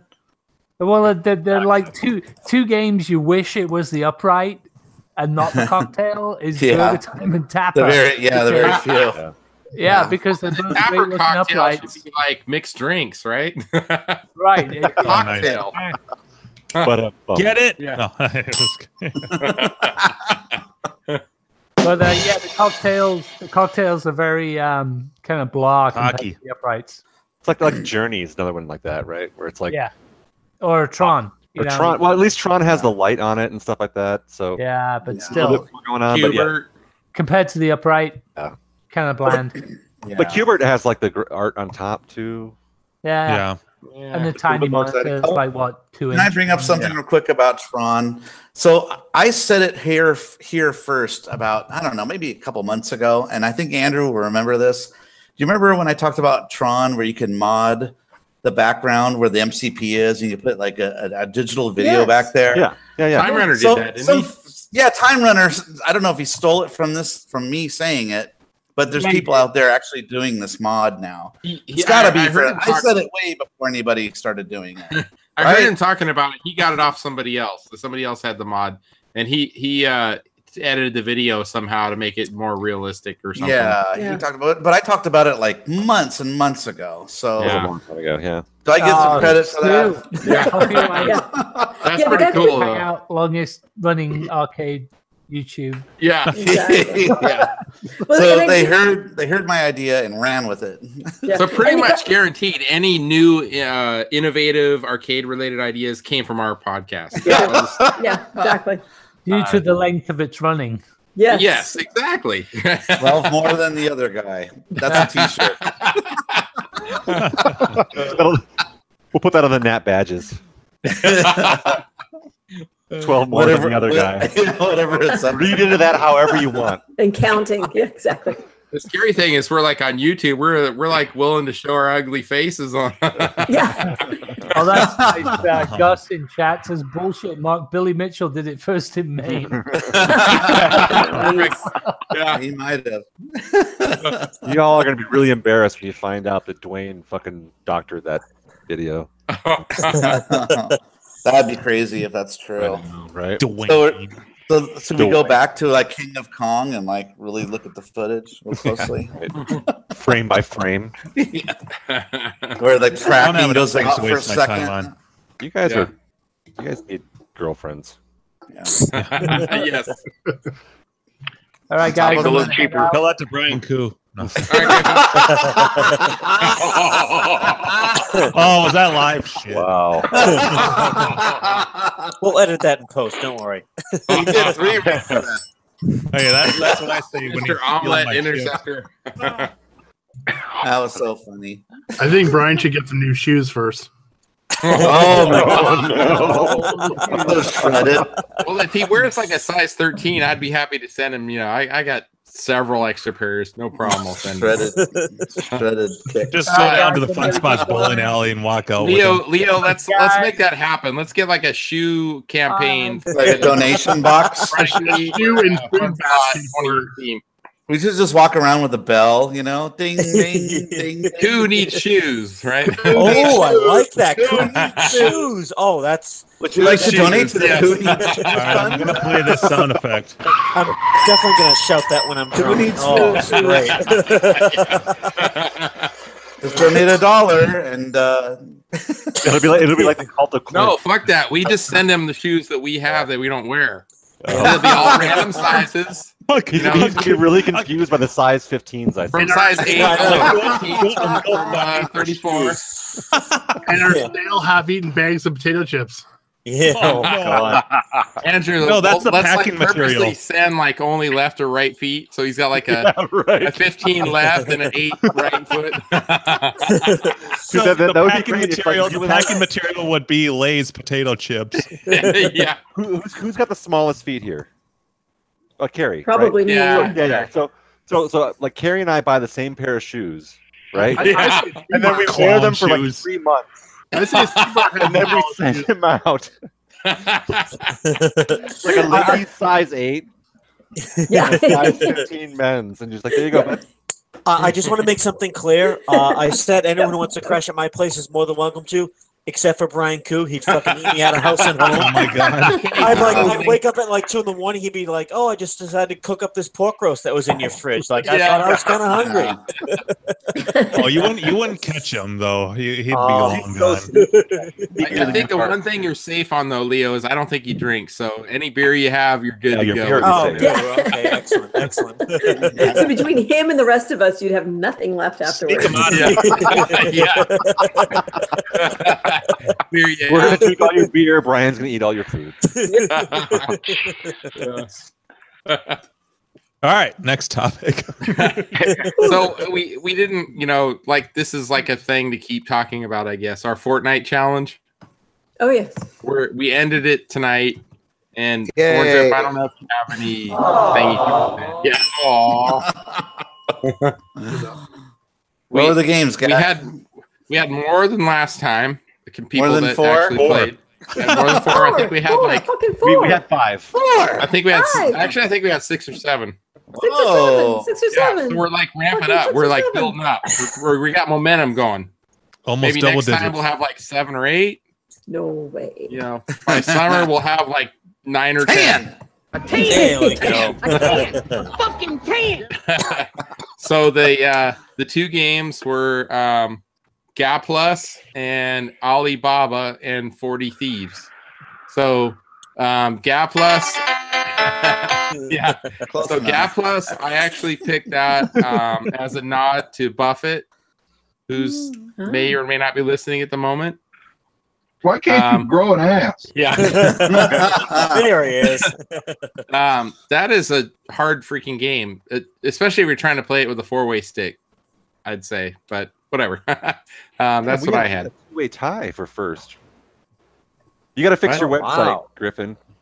1997. That's Yeah. That's Yak, 2 you were first 1 point places. off. You were 1 Yak, point off too. Yak, you're in second place. Right. Well, it might be who got this placing first. Oh, is that how it works? It's All right. who got it soonest. Yeah. Or it could be broke. The numbering system. Yeah. Carrie, I think you and I have talked about it before. The numbering system, if it was changed to more like how they do our pinball tournaments we've done, I think it'd be more straightforward and obvious the differences between players. But it's all good. We take what we can get. It's a free website. What do we expect? I hear the guy who runs it. Well, never mind. Yeah. We should just be grateful it's kind of working. So Alibaba, I don't know if anyone here has played that before. Even Orange Whip with all your MAME stuff. No. I like Loverboy better. It is a bizarre, weird game. It actually, Jimbo, it might be some kind of hack of Pac-Man because it reminds me of Eyes, the sounds, and some of the gameplay. But it is weird though. I if you get a chance, try it in MAME. Just a note, Loverboy? What are we talking about? Alibaba. It's Alibaba and 40 Thieves. Yeah. Alibaba and 40 Thieves. Wait, this is the video that we were watching where your wife was yelling at you about the Yes, that would be the one my wife. Can you recreate So that? good. You are the best for posting that. I had to share funny. that with you guys. Dude, the fact that you were laughing your ass off the entire time while your wife. I know. Luckily, I got the vibe she was not purely just angry. She was joking around at the same time. So okay, come on. Bring on the show. Yeah, I try every week. I tell her. And she's like, no, everyone will just make fun of me. I'm like, no, seriously, everyone just makes fun of me. You can make fun of me. She knows a lot of us. Yes, now. right? Yeah, right. Exactly. Yeah. So yeah, Alibaba and 40 Thieves, bizarre, weird game, but it will grow on you, I think, if you play it a few times. And Gaplus, in my own experience, I had a 4-way stick, and I think that really hurts you on gameplay. You need to have an 8-way stick because there's places where you need to fly at angles to avoid shots, and it's impossible with a 4-way stick. So, but yeah, the weird thing was it's almost like reverse of Galaga. You know, Galaga, they send a beam down to collect your guy, and then you shoot to get your guy back, and you have double shots. Well, this time you shoot the dude up above, and then he'll drop a ship to you, and you send a beam up, and you can collect a bunch of extra ships. So, yeah. Anyways, it is definitely a fun game. But yeah, I don't know who wound up in first place there. I missed it. Orange Whip. You were in first place for one of them for Alibaba, I think, Gap, right? Oh yeah, for Alibaba, and then overall was a sort of a tie, 2-way tie, right? Was it Frizzle Fried? Yeah. Frizzle and I'm just loading it back up here. My internet's slower than hell tonight. Oh no. Just give them a minute. Have we picked games for the next challenge? Yes, I was going to mention that next. Andrew's going to walk away with it if he plays. I just saw what it is. Oh, did you? Wait, what's the game? Okay, so I'm being a little bit selfish, but you know, I asked for feedback from other people for games. So yeah, so the overall, Slick Nick took it. Adam G in second, local to me here. And then I got third. So I'm surprised Frizzle Fried got bumped down to fourth. That's pretty shocking. But yeah, so the next challenge starting already tonight. And like I said, I asked for people to give feedback for games. I didn't get anything this week, so I'm like, screw it. I'm gonna pick a couple games. Whoa. And like the thing I did last week. So with Gaplus, I try to find a way to drink beer with my games. so Gaplus, I actually made a video where I paired it with the game with a beer called Galactus, and that's on my YouTube channel, whatever. So this week is Hero and Castle of Doom, which is one of my favorites. I presented that to you guys before. It's a Donkey Kong conversion game. It's a very easy game to start playing though. 4-way stick, no buttons, and Rastan. Oh, Rastan. All right. Now if I can just get my freaking Rastan PCB working, I'll be good. I know that was good in theory. Yes. So, and I already have, I'm going to go ahead and plug away the beers I'm planning on pairing with the games. So Rastan. This one is called Vengeful Barbarian. Oh, nice. It's a local brewery to me. Alvarado, where is it? Alvarado Street, I think. Something like that. I don't know if I have it there right. You got it. Nope, excellent you beer. 183. Vengeful Barbarian. That ties into the whole barbarian theme with Rastan. Now, Hero in the Castle of Doom. In my opinion, it is a sequel to Hunchback. It's a very similar character. It came out after Hunchback, and so I'm just calling it a sequel to Hunchback. So when I paired a beer with Hunchback that was called the Hermit. So Hunchback the Hermit, So Hero in the Castle of Doom, the beer I'm going to pair with that is called the Holy Hermit. So that's the double IPA version of the Hermit. So I'm already planning on making videos on both these games. Nice. That's my motivation to pick those two games this time. So I like it. So the Hero in the Castle of Doom is a vertical game, 4-way stick, no buttons.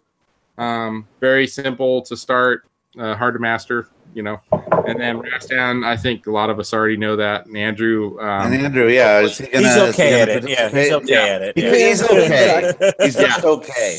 That was the game that I did Rastan and Super Sprint when I was 16. I think those were like my two go-to games. God damn, dude. Rastan's a great game. He's I like love my that twin. game. Yeah. So, Andrew, do you have a way to play Rastan? I have to play it I can't do it in the garage right now because everything is shut So down. I saw you cold. guys the pictures, so there's no way to fire up the games out there. I'd have to try and figure out how to do it in MAME. Oh boy, and do it with keyboards. Oh, Ew. interesting. Even like during the day on the Interesting weekend. wrinkle. I know this will be a twist on me playing that, but I do have that arcade stick, the Mad Catz one. So if I can get that working on my PC, theoretically I could play them. And actually, that's funny you say I have Heroes in the Castle of Doom set up as well. Yeah. So I could theoretically in the summertime I could actually play this. But I can't do it. Even during the day, it's not warm enough. Like on the weekend. The thing is that like you guys have seen the pictures, right? So like my arcade, like everything is shut down. I can't even get to stuff right now. Okay, because I parked the van inside during the winter. So all the games are pushed together and against the wall, and blankets thrown over everything. Oh wow! So there's like no way to even get at stuff. That's brutal. Yeah. Well, we'll revisit it at some point. So that's a no. Yeah, in that case, you picked the perfect time, yeah. I will not be playing on arcade hardware, unfortunately, for both those games, which I could play on arcade hardware. Now, I wonder how well you could play it with a keyboard. You know. Well, the problem is Rastan's 8-way, so it would be really a bitch. On some of those stuff weird jumps in it. Yeah. I mean, it's doable, right? Because you could do like if you're using like the arrow keys, you could do up and right. For some of them, it's hard. I could probably do it, but man, it would be a bitch. That's like Black Tiger. There's certain jumps in that game you got to have diagonals in it to get certain areas. And there's sensitivity too. Like Rastan, there's a bunch of jumps that I do in the game where I'm jumping in and jumping back and jumping in and jumping back, especially fighting the bosses. That would be just a nightmare on a keyboard. Yeah. So that when I bought my Rastan 5, 6, 7 years ago, however long ago, it was in a converted, I think it was a Joust, and the stick they had set up, the plunger thing, you can flip it upside down to make it 4-way or 8-way. Yeah. On some of those joysticks. I didn't know. I was new at the stuff. And I got to a certain point. I'm like, I cannot make this freaking jump. It's impossible. How in the hell do you get past this point? I swear I remember getting past that point. It's like when you I think slide down a hill and then there's like a lava thing at the bottom and you got to jump at an angle. Yep. You have to have the 8-way to get past that point. Yeah, there's a slide where you have to do definitely have to do a tall jump to get out of. But that's pretty late in the game. That's like level 5. Yeah, it was pretty far in. Yeah. But yeah. Great game. Interesting. That was probably kind of like the last great hurrah for me in the arcade scene was Rastan. Yeah. After that, it was kind of like, here and there, That was playing the games in the arcade. Like that was that time when I went back to the arcade because like Rastan came in '87. I wasn't in the arcade until like '88, '89 is when I was when it was there. But the whole I don't know if I told the Rastan story. I'm sure I probably have. But like buddy of mine, Joe, we didn't have a lot of quarters, even though we're in high school. So it's like we had jobs, but like. We played Rastan, and it was his idea to play that game in the first place. And the way we'd play it is whoever had the quarter would play the first guy, then the other person would play the second guy. Okay. And the third person would play the last guy, right? So you bought the quarter, you got 2 guys. So if we got to an extra guy, then the second player got to play twice. But to stretch the game out as long as possible, we'd go back and forth. We never start, we never continue. Which is the reason why I didn't even know that you couldn't continue on the last board in Rastan is because I never did. Yeah. Bragger. It's totally not. It's just the way we play the game because like we were trying to eke out as much. And if you got to the last level, it wasn't like try and finish the game. It was like, no, fuck that. We got to the last level. That took us a half hour to get there or whatever it was. We can go back and we can get a whole another 30 minutes out of this game if we can do that same game again. And we were just trying to burn time and enjoy ourselves playing games, not finish games, So, so it is a good point that someone brings up. Gus, I think, brought it up in the IRC, which is there are multiple versions of Rastan in MAME. So there's what I would call the easy bats and the hard bats version. So different revisions of it? Two major different revisions, yeah. Okay. So the easy bats, you can tell it's the easy bats because only a little group of 2 groups of bats come in from either side of the screen when the bats come at you. The hard version, they come in from like all sides. So top left, top right, left, right, bottom left, bottom right, and bottom. They swarm you. Easy bats, they only come in from the side. So you should try and make sure you're playing the hard bats version because the easy bats version is actually really fucking way easier. Easy, yeah. Really. Do you know which revisions those are called? I don't, unfortunately, because I don't know the name revisions very well. But yeah. All right. Well, I'll ask when I post the thread for people to comment. So, yeah. So I mean, honestly, like we said, we got like 6 people playing. So yeah. You know, so the way to test it if you're playing in MAME or even if you're playing at home and you have an original dedicated board is just wait. You know, like just to stand there and wait do until nothing, the bats attack, yeah, and then kill the guys as they come at you. But like just stand there, like right in the first part of the level. And if the bats come from all sides of the screen, that's the right version to play. If you're playing the easy bats, it's not even the game is too easy. Guys, it's late point pressed. All right, Leo. Yeah, you're like 1 a.m. or something, right? Just about. Night, Leo. All right, have a good one. Night, Leo. Good night, Leo. Later, everyone. Night. Au revoir. Oh, that's right. That's his goodbye. Don't forget to piss in the toilet. The deep bassy one. That's. So, guys, oh, sorry. no, I was just gonna say, like, just real quick on to wrap up the Rastan thing. So, Gak, like I said, I do have 3 boards. So, if you can test your board in another machine and verify that. The problem I have 2 boards that one I messed it up. No, I know. So you've got one you think is good and one you know is bad. So if you test your what you think is good in another machine and it still can't sync, I could totally send you another board. Well, so I'm hoping I can fix it. Ideally, I want to. Yeah. It worked when I put it away.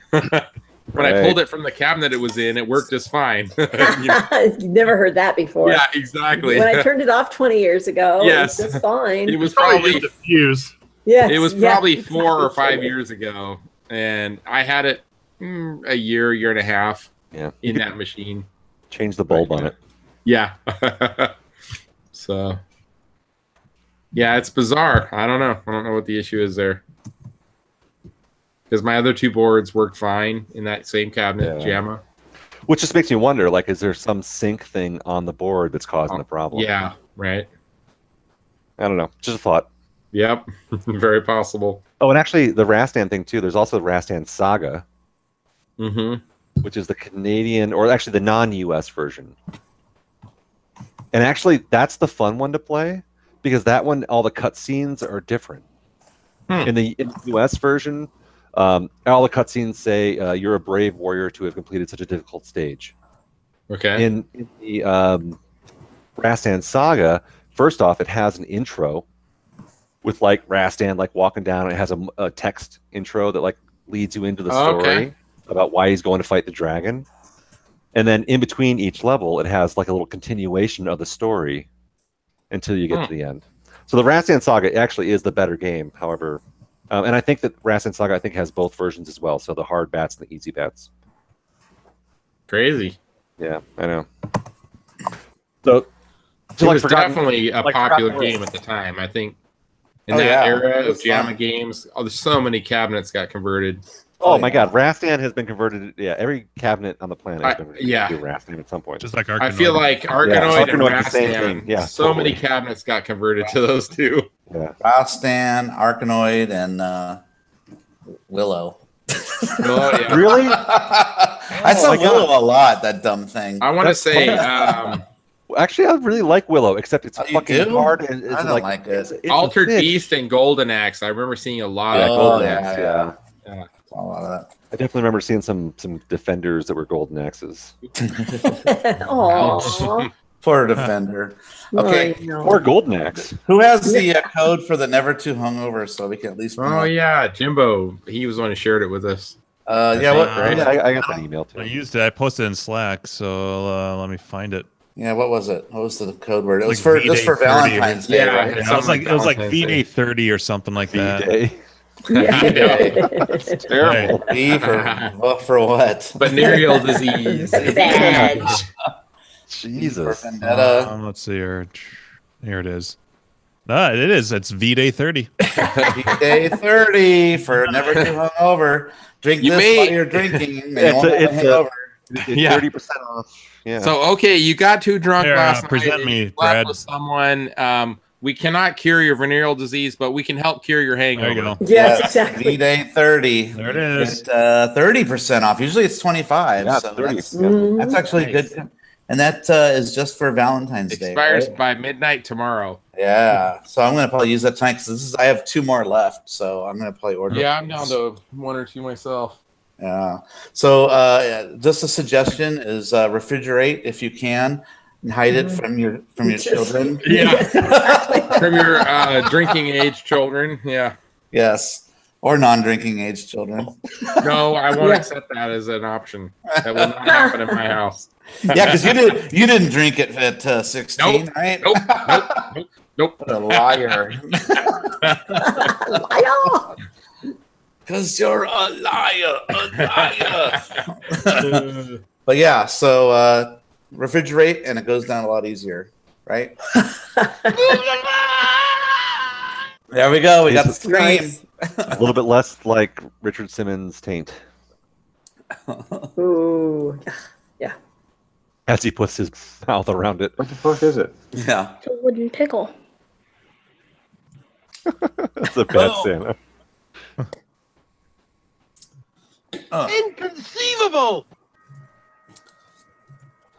Well, we're out of steam. That's it. That's it. The end of the show. Goodbye. See you tomorrow, Indiana Jones. Good night. Should we talk about TV or movies? Or PC Did games? anybody watch Altered? Mark, great Not yet. great job on that Toki stuff, by the way. Oh yeah, let's talk about that real quick. Looks fucking awesome. All right, thank you. Yes, we are creating an art package for Toki. Mock is creating an art package. Give I'm yourself creating- some credit. All right, I'm creating a art package for Toki. If you want to convert your dedicated tapper, you can convert it to a Toki. Tron, If Journey. you have a Tron or anything that's kind of lame, you can just convert it. The act, The convert act. your act to a Toki. You can sell all of 6 of those Toki act conversions. Let's turn them all into Tokis. Why not? Yeah. Yeah. Probably look great on a 16:9. So we have the side art complete. We have the monitor bezel complete, and just recently I finished the actual marquee. So Looks fucking awesome. I want to get that shit to Rich immediately for test print. I got to upload. Everyone has to wait for my Cloak and Dagger overlays. No other art is going out until my Cloak and Dagger overlays are done. No, I have no control. That brings me to my next question for Jim: is do you want me to create to match the control panel or not? I mean, if you want to go for it, I'm happy with mine. But Yeah. I mean, other people may want. I'm sure other people would be interested in that. Yeah. I'm just. you don't want to rip off a what you bezel have and already on a there. marquee on mine, so that I can be done with it. Yeah. But it would look cool to see what it looks like matched. So maybe we can Absolutely. do a Photoshop job on it or something so you can see what it would look Yeah, like. so like a mock-up. Absolutely. Yeah, A like a mock-up. mock-up. A mock-up with mock. So, Yeah. so Jim, why don't you give me the measurements of? Actually, maybe just the. God, I'm trying to think. You don't have a scan of the control panel art, do you? Scan not a scan. I've got. Yeah, I bet you could find out what the size of a Robotron overlay is. Yeah. Oh, exactly. there we go. Okay. Just find that, like the overall dimensions. The only thing is, Yeah. I need to know where the buttons go on it. That's gonna be the hard part because on one control panel, if you're trying to design it specific to Jimbo's only, that's one thing. But if you want it widely available to other people who might have different layouts, that so might just be kind of make it Exactly. just generic. You don't want to put arrows kind of leave it more anywhere. open, space them out, or I don't know, or don't have them. Or you know what you could do if it'd be a little more kiddie, but you could just do your CPO. But then if you when it comes to like buttons and the stick and stuff, do a sticker set. People can put them wherever they want. Located near the button. Jump. Directions, Stickers just like set. Arkanoid or anything else that were like Arkanoid, for instance. A lot of these kit games, you got the CPO and then you got a sticker set, and you would put the like the directional thing around the joystick hole wherever you put that. And then you would put fire and jump. So you had stickers that went next to it. I mean, I made some pretty basic ones for mine, but and then they would just die cut the sticker or whatever, right? Yep. Okay. Oh, interesting. Okay. Other ones I've seen too are like little acrylic. They're like laser cut acrylic, kind of like little face plates that'll say fire or jump on them. Yeah, I have a bunch of those. You put them on between your button and the control panel. Yeah. Okay. All right. So I just have to look online what the dimensions of a control panel are, and where the hard part is knowing where the folds are. In that, will it show that? Yeah. Maybe, I don't know. In a, I don't know. I gotta look online see if that's available. Yeah, you could just have some bleed so that it can wrap. Yeah, and some bleed, and maybe you can help me measure where each fold is, because I think it goes up. Does it go up the front of it and then fold, and then fold in the back? I guess it's like a really smooth radius at the top at the front. Yep. It's not very sharp. Okay. Yeah. All right. Well, at least you can get going and get that stuff printed and throw it on, and then we can see what it looks like, because it's going to be cool to see it all together for real. Yeah, I think maybe we'll reconvene on our Facebook messages that we had going. Like, I'll get you and Rich and Kendra and maybe even Gak on there, and we can just be like, "Hey, these Mock just finished the bezel and the marquee can and side art." Yep. Here are the files. I was just going to give him the Illustrator files, and then he can alter the color if he wants to. Yeah, and then and there's some bleed on some of those, so he can use that if he needs it. Yep, and we'll tell him that these were designed around a Robotron cabinet. So yeah, and he'll know that. I mean, as far as all that stuff goes. Yeah, he already knows about it, and so does Kendra. So they're already anticipating that's coming. So I can't wait to see that printed. I'm so excited just to see all that. Oh, I can't wait. I'll be their beta tester. Did you see my little hidden mock on there? That's awesome. I love that. I love that. Did I tell you that, or were you just going to do that anyway? Well, you suggested it like last show, and I'm like, oh yeah, I should do that. So maybe I'll add that. You'll be able to tell when a skate pod or somebody rips off your. Yeah, because someone will rip it off. Yeah, it'll be on what is that, Gamer Graphics or whatever website that is. Skate Pod Online. Game on Graphics. Game on Graphics. I'm sure some of it'll be stolen and put on there. Although now Rich is getting smart and he's watermarking all this shit, so they would have to spend some serious work to get rid of that. Yeah. I know if I was going to post it on Clav, I would posting on Facebook. He's like, "Oh, another downloaded, rip off or something like that." Yeah. That's like his ongoing thing. Because I was going to post it on Clav, but I don't want people to steal it, so I was going to put some watermarks of Mock all over it or something. Do it, man. Yeah. And it came out one cool, of the fans of the show, Greaseball, he actually has a Toki. Gino sent me Gino sent me a PM, and he's like, "Did you see this?" And I'm like, "Yeah, I have all that stuff though already." Yeah, he's got the faded marquee and the PCB with the manual or something. Yeah, I mean, if I didn't have a board already, I'd probably be inquiring about it. But right, yeah, for all that stuff, not bad. Yeah, I think he's asking 200, something like that. Yeah, in the current market, that's I think he should throw in, knowing Greaseball, he should really throw in a $4,000 empty quantum cabinet with it. Yeah. So. Yeah, exactly. So yeah. But yeah, no, that stuff looks fucking badass. I can't wait. Yeah, that marquee and bezel, especially that bezel, is going to be so awesome. It is really cool. Good job on the repositioning stuff, because like everything I've seen, it's always cut off, and it's a shame. It's key to figure out those areas that are cut off, like you said. Yeah, if you notice, I really can't, I don't want to rag on some people who've done, but the only examples I can really think of are like on Nintendo cabinets, where they make the bezels where it's like the artwork is like too much, and the viewing area seems too small. Yeah. Like what is it, Castlevania, that one where it's like the curves at the top. I'm like, that would just bug me too much. I want to have a nice view of the monitor.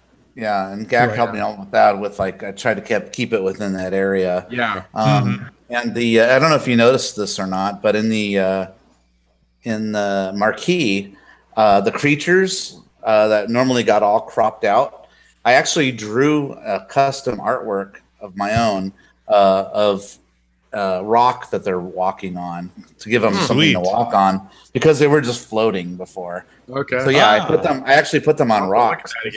Real similar to the same rock that the monkey's standing on. So I just kind of used the same art style, and I just drew it in. It's such an awesome art too. That tablet.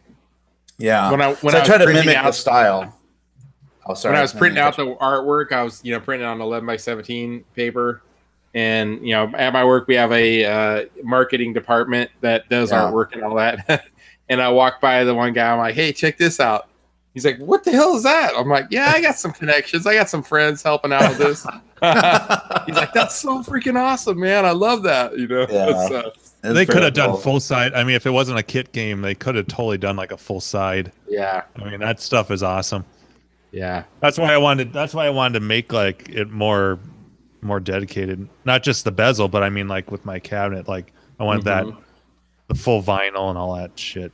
It's like it deserves it. Yeah, you already had the new old stock side art, right? Yep. So so it's just the bezel and the marquee that you're gonna do. Yep. Andrew, at some point, Rastan side art that needs to happen. Oh, dude, that would be fucking awesome, because that doesn't exist at all. I know. I mean, so my intention, my dedicated Rastan was to do just the Tato side art, but do it in custom colors that never existed. Okay, to kind of tie into. Yeah. So it's like, all right, so look at all the do the Tato stencils, but when in painting. So for you feel like it should be like the elevator action style cabinet. Well, no, actually, I mean, like I'm sure that I probably played it as a kid on a Williams cab that was converted. Yeah. But I don't know what cab it was, and I can't picture. It's always Joust for me. Joust seems like the most converted cabinet. Yeah, it could have been. But it just like, I mean, doing the side art would be fucking awesome. So I mean, I always just liked the original old Tato cabinets. Because I love the shape of them. I think they're just really cool custom, or not custom, but like a classic arcade shape. That really long. It's kind of their version of your basic Nintendo, Oh, I would like say Donkey Kong. It's Tato's Donkey Kong. It's Tato's Donkey Kong. Yeah.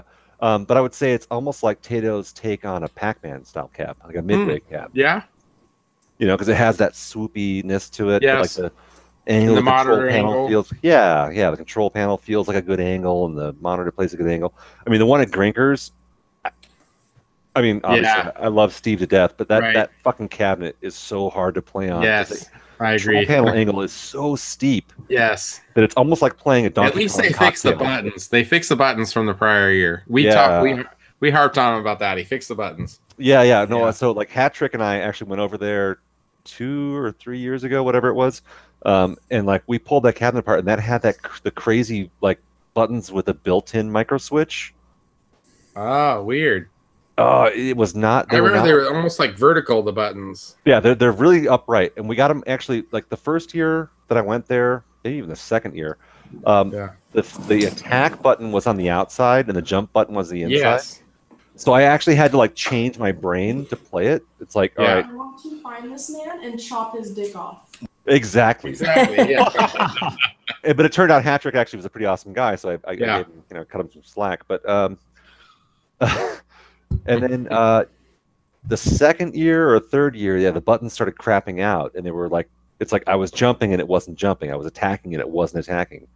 And so that year was the year that we went through and we swapped out all the buttons. But we found out, that there was these buttons that were in that thing that had a built-in micro switch. Weird. So Button, who's got the the button? wires were wired to the buttons, not to a switch that you could remove. Weird.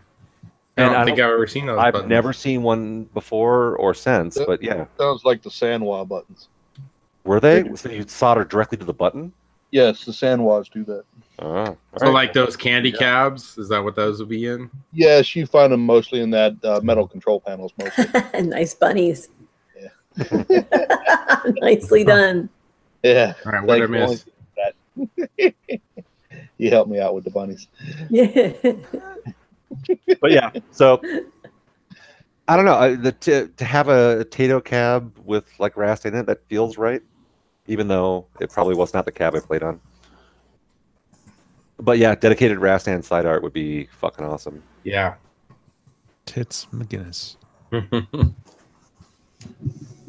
wish I had, a 30,000 square foot warehouse and Yeah. unlimited funds and have all these different custom. Well, you're on your way. You've got your storage unit. Yeah, don't remind me. It's a double-edged Grass. sword. Yes, exactly. Double-edged sword. Yeah. Yes. It's like space to store extra stuff, and then buy more stuff and store it there. Yeah. Yeah. I think I have like 5 or 6 cabinets in there now. Ah. Oh, I still got space. Yeah. Right. Yeah. What will we see tomorrow on Slack from Gab? Yeah. Carrie, by the way, the link you sent on those games with your what's the Sea Hawk Hunter, whatever the game? Seawolf. There we go. Oh yeah. Couldn't think of the name. I'm like, there's some gems in there. If those pictures were legit. Yeah, that was a huge haul. I saw multiple Nintendo cabs. I saw Warp. I saw a converted, I think it was converted, Dragon Slayer. There's some gems in there. I didn't reach out to him. Dude, then get on it. He responded to me. He's there. Yeah. Yeah. I have to say, it didn't really like. I looked in it, and there was nothing that said, "Hey, I want to have that in my collection," other than like maybe the Seawolf. Everything else was like, "Oh yeah," but I have no interest in flipping anything or having something because it's a deal. And you don't know either. That guy could be, he has a goal, like a dollar goal. Yeah. And so I wouldn't be surprised if he's like, I want 1,000 each or something. Oh yeah, you have no idea of how it's all make me an offer shit, and so who knows? It could be the opposite of like here's. I didn't. I was driving. I didn't double check the location, but it's like in the back of my mind, I'm like, I wonder if that's the guy that I've been talking to for years, but I don't think so. I don't know. Did he say his name? Is his name Marlon? He didn't say what his name was. Okay, his name is Marlon. I'm like, that's the guy. But no, He smells. No, yeah. He probably had some San Francisco connection. His number is the San Francisco number. Okay. But that's not where the games are located. There's this guy named Marlon that let's see. I got a Rampage from him. I got a Marble Madness from him. I got a Kickman and several PCBs. He was an operator back in the day. He has a warehouse that he will not open it up to anybody. And he says, he's got a couple hundred games in there. And he just is like, doesn't want to let him go kind of thing. And I've had 2 or 3 friends and we all got together and we're like, we'll show up with the trailer. We'll offer you a bunch of cash, but just haven't been able to pull that off. Pardon my French, but you're an asshole. Yeah. It'd probably be fun to go and come over and see what all that what he has. Like it would be a hoot, but it's not realistic for me right now. I don't have the space. Yes, I have that's no place always an to issue. put anything. Yep. And things weren't jumping out. Like it looked like it was a little heavier on the 90s stuff. Yeah. Than what my taste runs. Yeah. But I would still be. I mean, it's still intriguing. Yes. Right. Don't get me wrong. I'm like, circuit boards or joysticks or new old stock stuffs in there. Yeah, marquee stashes and bezel stashes. Yes. But as Jim said, and mustaches. Yeah, he can use the term warehouse, but it doesn't mean that he's mustache rides. Yeah, that he said he's not looking for top dollar for things. You know. It was probably a couple years before I started collecting, and I think it was, you guys know Gregatron? Mm-hmm. Yeah. You know Slackmo also, right? Mm-hmm. I want to say it was Fresno. I want to say Fresno was the location. That would be a terrible club handle. Slackmo, and then there's Fresno, Joe Blow. So I want to say there was some kind of crazy warehouse buyout that happened there, and it was 2009, 10, 11, somewhere in there, a little before I started collecting, or becoming part of KLV, should I say. And they were getting cabinets for like $50-$100, like really nice, like, you know, Food Fight, Zookeeper, you know, all the big hitter names, $50-$100, $200 max. Wow. Like, missed out on those. Yeah. Oh, that pisses me off. That pisses me right off. No.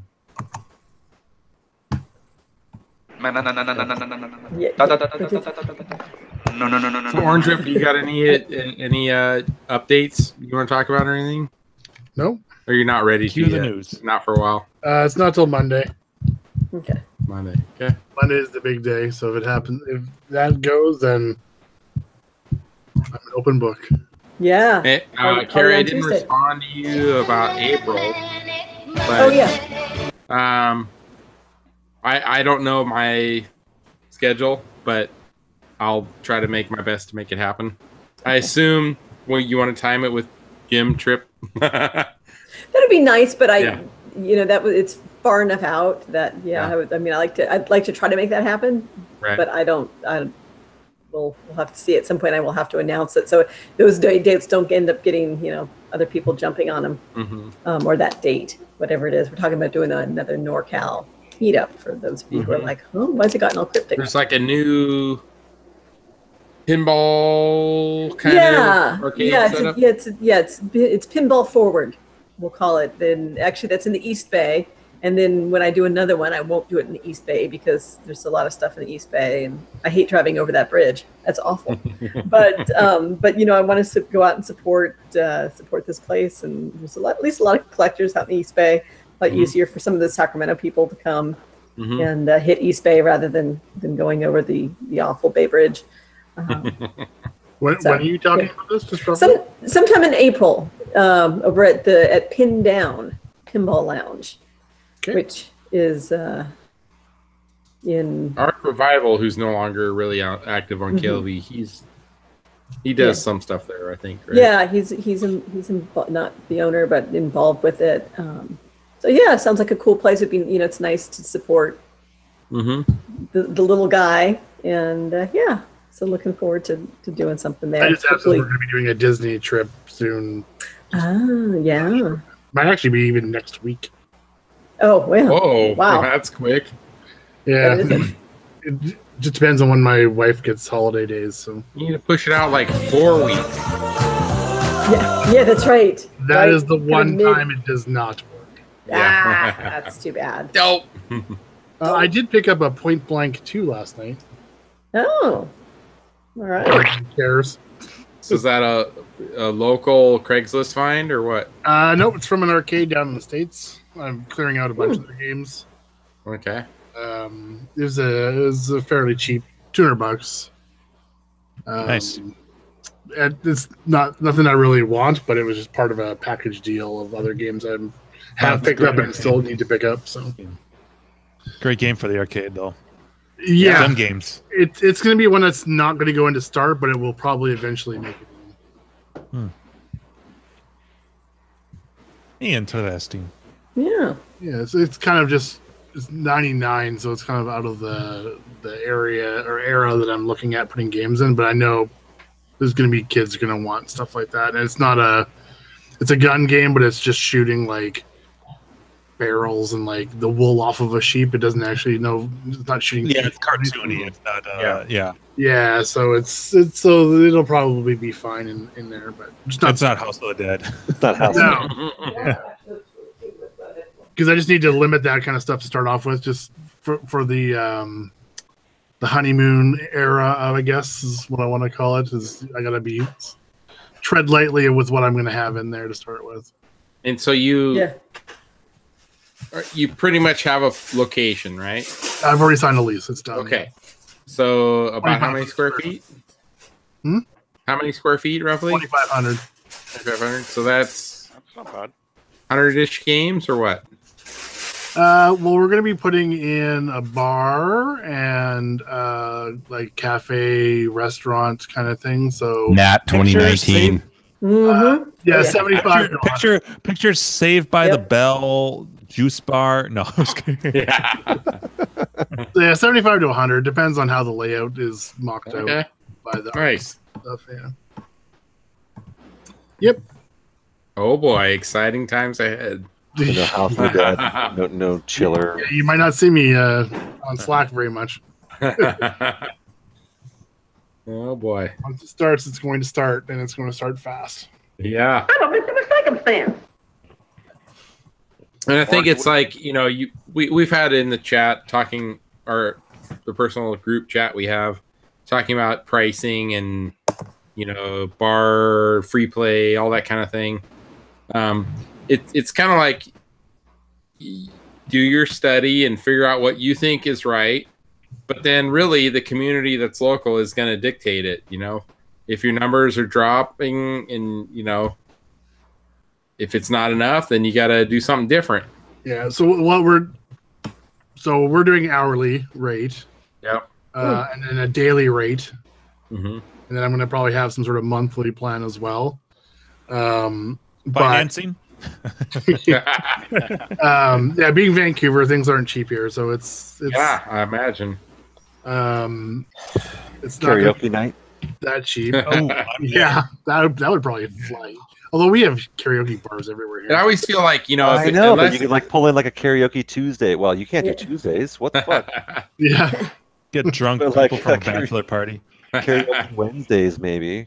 So our plan is just to kind of introduce it as an introductory price and then see how it goes. So that it, if it's an introductory price, okay, it might go up, once we get going, or it might. I mean, we've researched a lot, so I'm hoping it stays what our initial price is. But $25 for kids and like 10 for adults. Yeah, that's it, exactly. If they're still in diapers, it's $40 a day. No, adults are free. Children are $50. Ours will actually be if you're an adult and you bring a child, the adults are whatever the rate is, and the children will be half the price. Yeah. Based on height. No. And each adult, I think we're saying we can bring 2 kids in for the half price. Yeah. Something like that. So you're like, all right, come on. And Ty shows up with all his 12 kids. 18 kids. Yeah, see, that's the thing. I don't want daycare showing up with one woman looking at 18 kids. Yeah, that's all right, children, let's go. Yeah, 1-to-1 ratio is probably pretty. Yeah. Did you read that post from Zyla? That was pretty funny, where she's talked about this customer. This customer came in. Andrew, a classic. No. This is a different story. This is different than the sign. Yeah. She talked about this kind customer, of a neutral. This customer came in with I think he asked about how much of a discount do I get if I bring in like 10 kids or something like that. 10. And she goes 10. And she goes, we don't do discounts for if you bring 10 kids. He goes, what? That's ridiculous. I'm not coming. Fuck you. I'm not ever coming back here again if you don't give it, because you don't give a discount. And then he leaves and slams the door, and she just goes, oh, he acts like I actually give a shit. That's great. I can because hear her we're not a that. fucking daycare, and that's fucking true, Yeah. Yeah, that's the hardest part, I would think. Yeah, this is not fucking Dave and Buster's. No, and I agree with her with that. Who wants to deal with that? Yeah. And just the parents. It's not Chuck E. Cheese. You drop off your 10 crazy kids are going to be like trash in the machine. No, Chuck E. Cheese, you have to have adults accompany you with them. Oh, that's true. Yeah. You had to be my Chuck E. Cheese. You have to be 17, I think, to be in there by yourself, even. Wow. And you wanted a discount, even though the kids were already probably a lower price at that time. Right. At that time. Yeah. Probably Back before innovative pricing happens. Yeah. But no, there is that expectation where it's like, yeah, you are walking into. It's not a museum, but this is a living, touchable, playable museum. In a way, yes. It's like it's not Dave & Buster's where these are all brand new redemption games that they spent $10,000 on, but they make $10,000 a night, so it's not that big of a deal to them. Like, these are 30-year-old fucking classic games. You're getting to touch history, play history, enjoy these games. It's not the fucking Touching and same. children don't mix. Yeah. So, for those of you, I was ready to give myself the crickets on that one. I know, that was funny. So, I didn't hear the first part. All I heard was "and children don't mix." Oh, I said touching and. Oh, yeah, man. Oh, all right. So I blocked that one out subconsciously. Hence the crickets. So Zyla currently, I guess, has this new admission pricing, which is going to stir up some controversy. We can talk about this is arcade related. In arcade news, in Denver, Colorado, Zyla's Hyperspace Arcade. Which no one listens this deep into our podcast anyway. Yeah, right? no one's going to hear this portion. No, but it is interesting. It is interesting to talk about, just because I think what she's doing is she's going to be charging adults $14 and children that are 15 and under $18. So I don't know, when you charge more for kids, which is usually less, she's worried about kids wrecking her machines, which is a legitimate thing to worry about. What she should do is just charge like what Galloping Ghost. This is what I told her. I said you should charge a $20 fee across the board, because people are charging that or more for those type of arcades now. Don't make it more expensive for kids. Just make it a high price. No, that's just going to be backlash on Yelp. You don't want to do that. Yeah, because that's going to actually hurt your business, and you don't want anything that's going to hurt your business. You're singling it out as being like kids are specifically more expensive. Yeah. It's not a good If anything, well, your business choices, better or worse, are going to be affected by what the customer reacts to. Yeah, and if I was her, if you go too far in one direction, it could put you out of business. and exactly. And what she should do probably is weekdays should be like, I don't know, $12 or $15, something like that for anybody. And then weekends, like Friday and Saturday night, that should be $20. That's the pricing plan I would do. And, I'm going to be doing more expensive Friday and Saturday nights. Yeah, a lot of people do that. Bars do it. Look at cover charge. What the fuck is a cover charge? Exactly. To have a drink, I got to pay to get into this fucking place and pay for $10 drinks. So just charge that $20 to come in. It's fortunately and unfortunately, we're in this era of legal things and people suing over silly stuff sometimes. Back in the day, when I was 13, 14, the Chuck E. Cheese would have, in the summer, it was like Tuesday nights only. It was like from 6 p.m. to 1 a.m. You pay a flat fee. The parents would drop you off. They lock the doors. Like, you have like a half-hour window. They'll lock the doors. Yeah. No in and out privileges. So it's basically a daycare at night. And it was unlimited free games, pizza, and drinks. A flat fee. Shit, I don't remember that ever happening. It was freaking awesome. Wow. I mean, it was like 1 or 2 summers when I was 12, 13, 14, somewhere around there. But nowadays, if you did something like that, there's too many legal problems. Oh my God, no way. Yeah. The kid freaking out or having some issue, calls his mom, you couldn't do it. There's no way you could do that now. Chris touched me in the ball pit. Yeah, exactly. Sorry, I didn't mean to pick on you, Chris. But no, Chris, not the ball pit again, Chris. Yeah. What's with the kids in the ball pit, Chris? You've got a washing machine to fix, Chris. Yes, exactly. Oh my God, that's so funny. There's soap suds all over the floor, Chris. Meanwhile, Chris starts singing along. It's the hard knock life for us. Fold your damn socks, Chris. Close the toilet seat, Chris. Hey guys, I just got a text from Jeff C right now. Ooh. And he said, "Dude, I'm watching you on YouTube right now." No. Hey. It just popped up in my feed. Jeff C. Yeah, he said, "Is this the group that's coming?" He said, "Is this the group that's coming to San Diego?" Most I said, likely "Yeah, not going to be there. I can't make it. Jeff C, will pretty much be us, but probably more drunk. So just be prepared. Yeah, I'm sober right now. Sorry.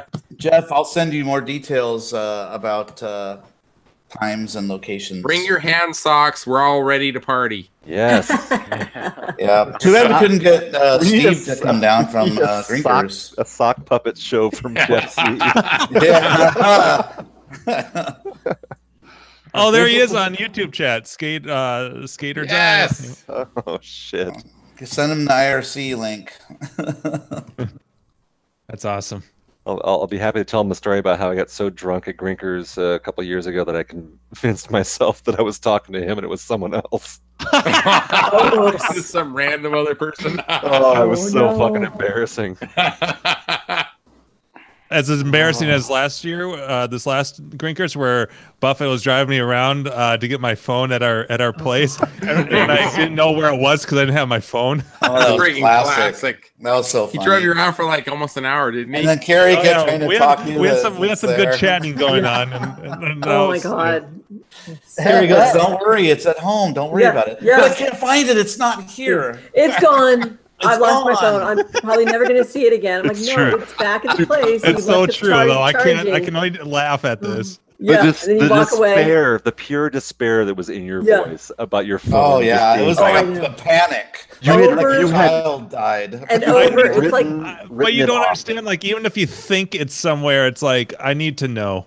Yeah, it's true. It's part of yourself now. You know, it's a part of you. No. So It's I'm like like, if you all drop right, your phone in the toilet. It's like I'll drive you. I'm like, oh wait, I'm not you. I've always walked in behind here. Shit, I think it's over here. We drive around like an hour later.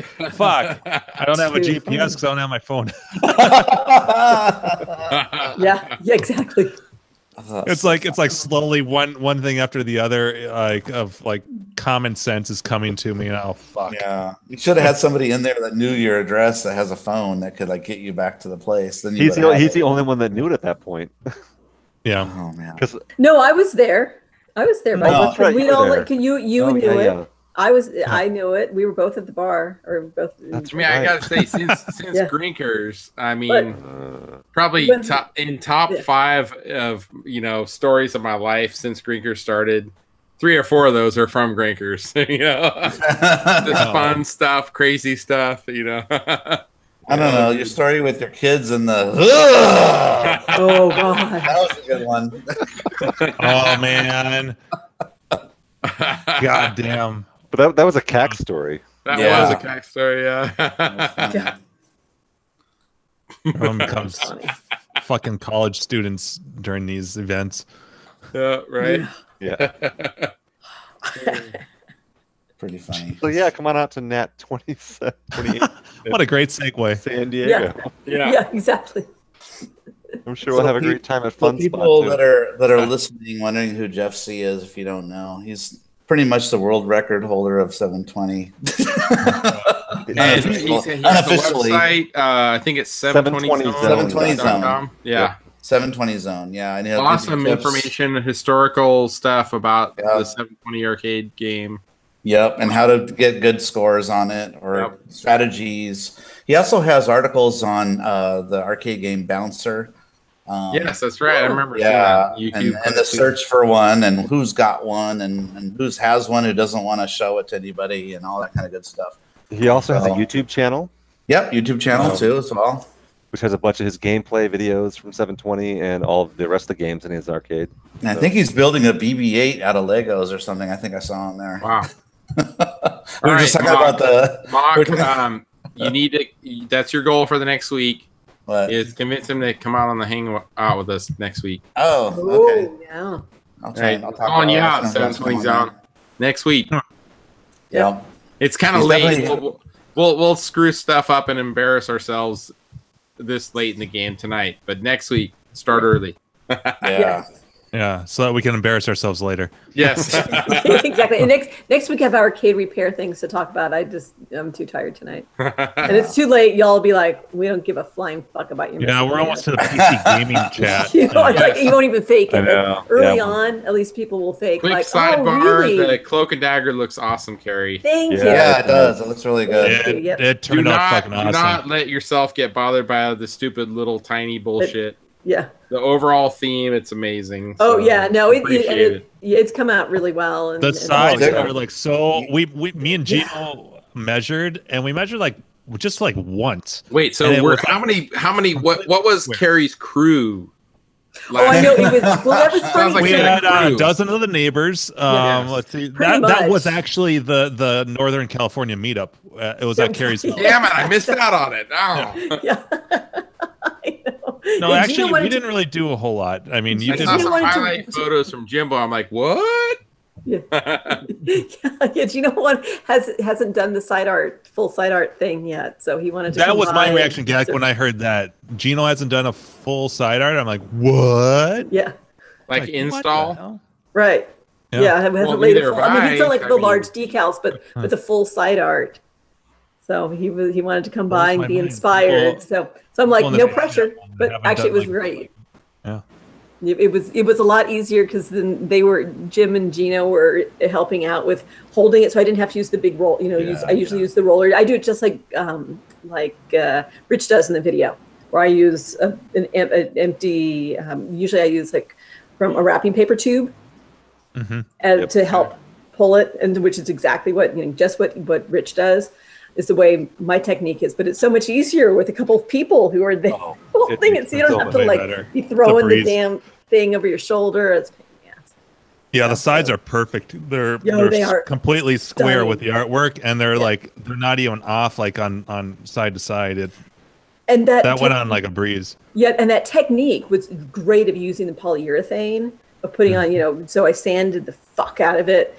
Bondoed, sanded, and then did 3 layers of poly sanding, and oh my god, it is so smooth. The side art you did the tuck and cut method.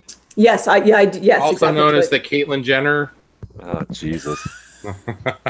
So bad. I know. Sorry, I had to throw that in there. Yes. I stretch and tuck and yes. I had to make it somewhat topical. Yeah. Brutal. You didn't actually. You really didn't. But that's okay. So yes, I tuck. Tuck and cut. Yeah. Exactly. That's actually my favorite part. Is taking the knife and going along the T molding slot. Slice it. Because really, I mean, I think to get back more serious. This whole game, like he did that on the food fight. He had a video, Rich. Yep. Where I can totally see that because it seems like over time it kind of wants to shrink or separate the side art. And if you don't stretch it out and kind of trim it to the T molding and put the T molding on it, over time it'll kind of start separating. Yeah, if you just trim to the edge of the wood. I might be wrong. I disagree. Okay. Yeah. I used to have no personal experience on it. It just seems like in theory that's what would happen. No, the benefit to wrapping, the biggest one is that if there's a nick or a blemish or something like that, it helps protect it a little bit. But like if things aren't flush on the side, but that's about it. So like if you have a little nick in the back of the cabinet or a rough spot or something like that you didn't make square.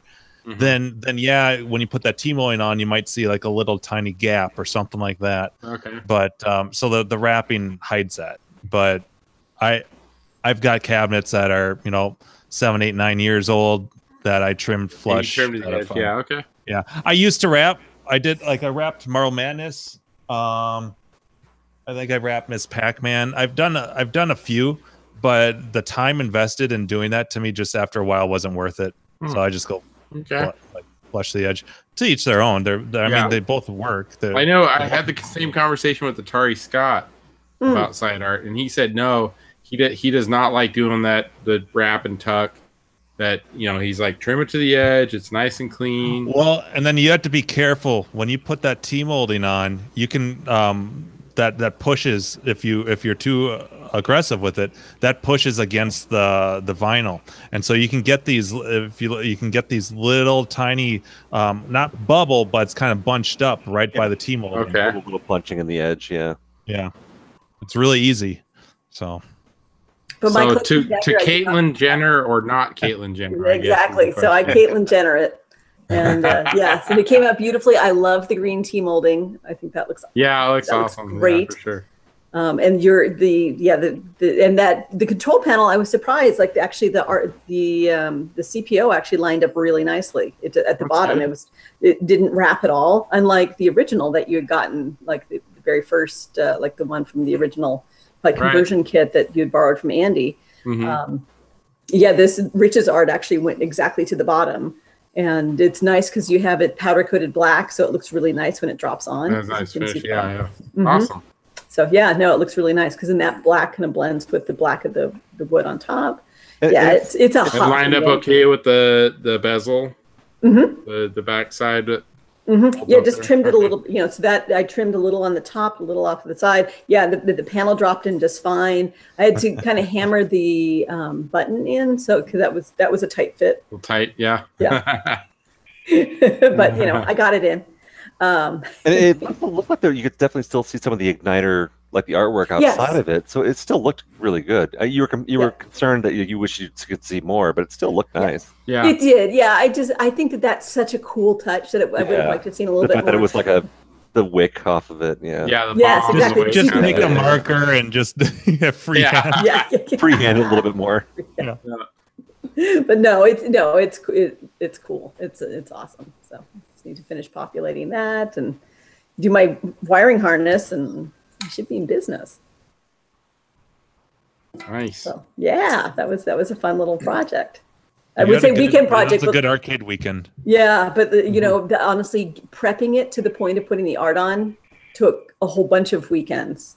Yeah, just to get it to that point. That's how it goes. All the sanding, and then you bondo, and like all the coats of polyurethane, and it's like it looks like, oh hey, look at what I did in a weekend, but it's like no. Just think if you used oil base.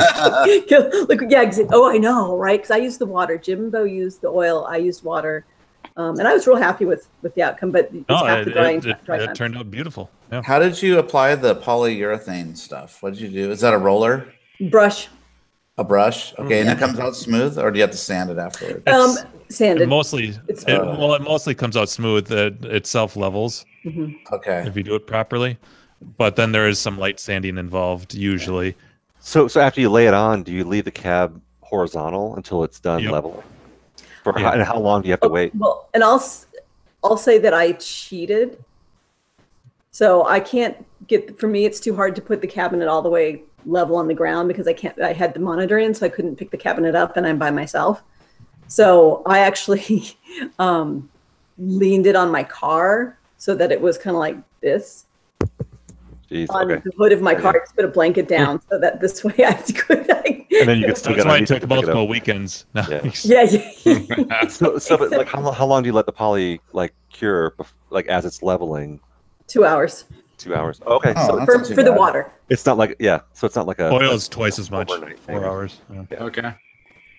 So I was starting in the morning. you basically you take you want a natural bristle brush, because they're softer and finer, and you lay it on just real lightly, light to the you're holding the brush real light.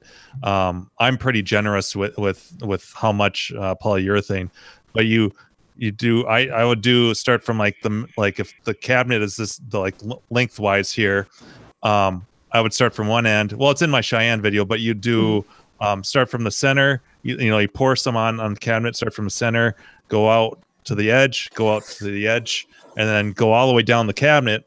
And then afterwards, real lightly, and you have to do this really quick because you want to start doing its own thing. And then, but you feather it. So you grab that brush barely, you're barely holding onto it. You're just using the weight of the brush, and you feather it out and then you just let it sit. That's it.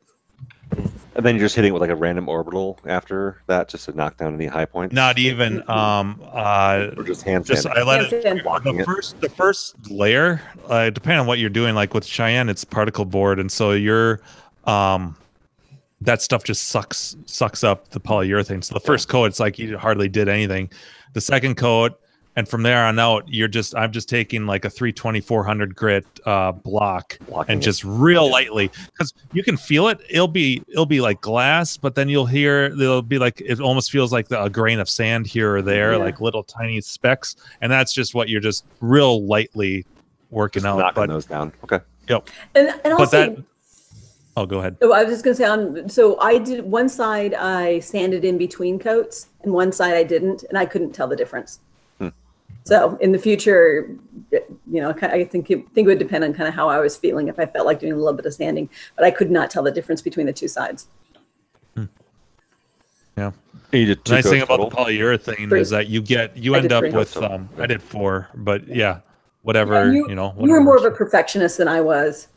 I don't know, yours turned out pretty perfect to me. But it might just be that it was kind of forgiving. No, I was dealing, and you were dealing with particle board, right? And I was dealing with, and I had plywood.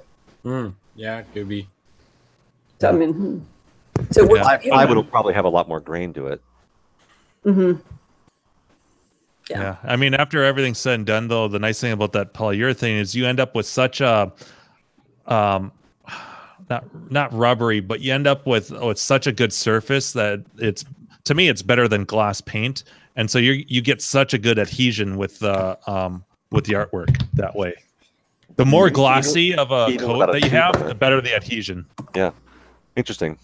Yeah. Yeah. I would just think like with a little bit of a tooth, it would like adhere better. But you're saying like more glossy is better. More gloss. Yeah. Okay.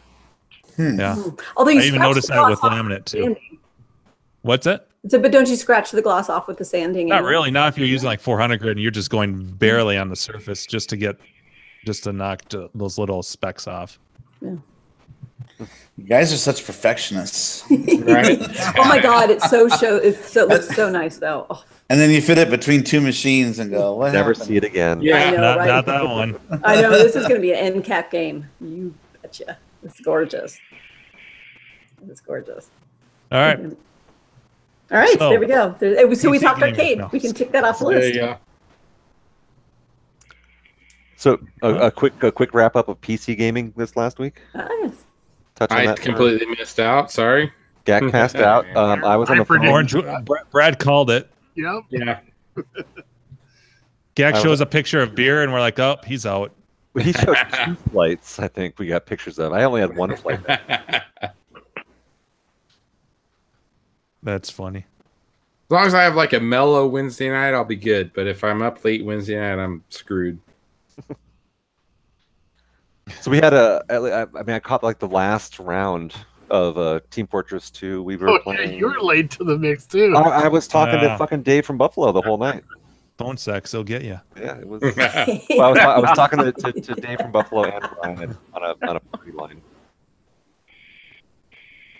So so how did the first part of the night go for you guys?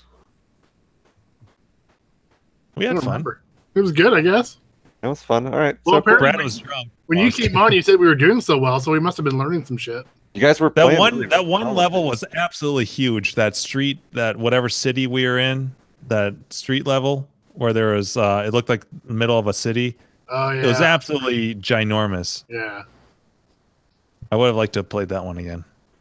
And we had played some levels earlier that we were on like the easiest setting. It's the only server that could way too easy. Yeah. Yeah, and we were just annihilating them, and then we moved up to the intermediate server, and it was a little bit more challenging. But even then, we did pretty well.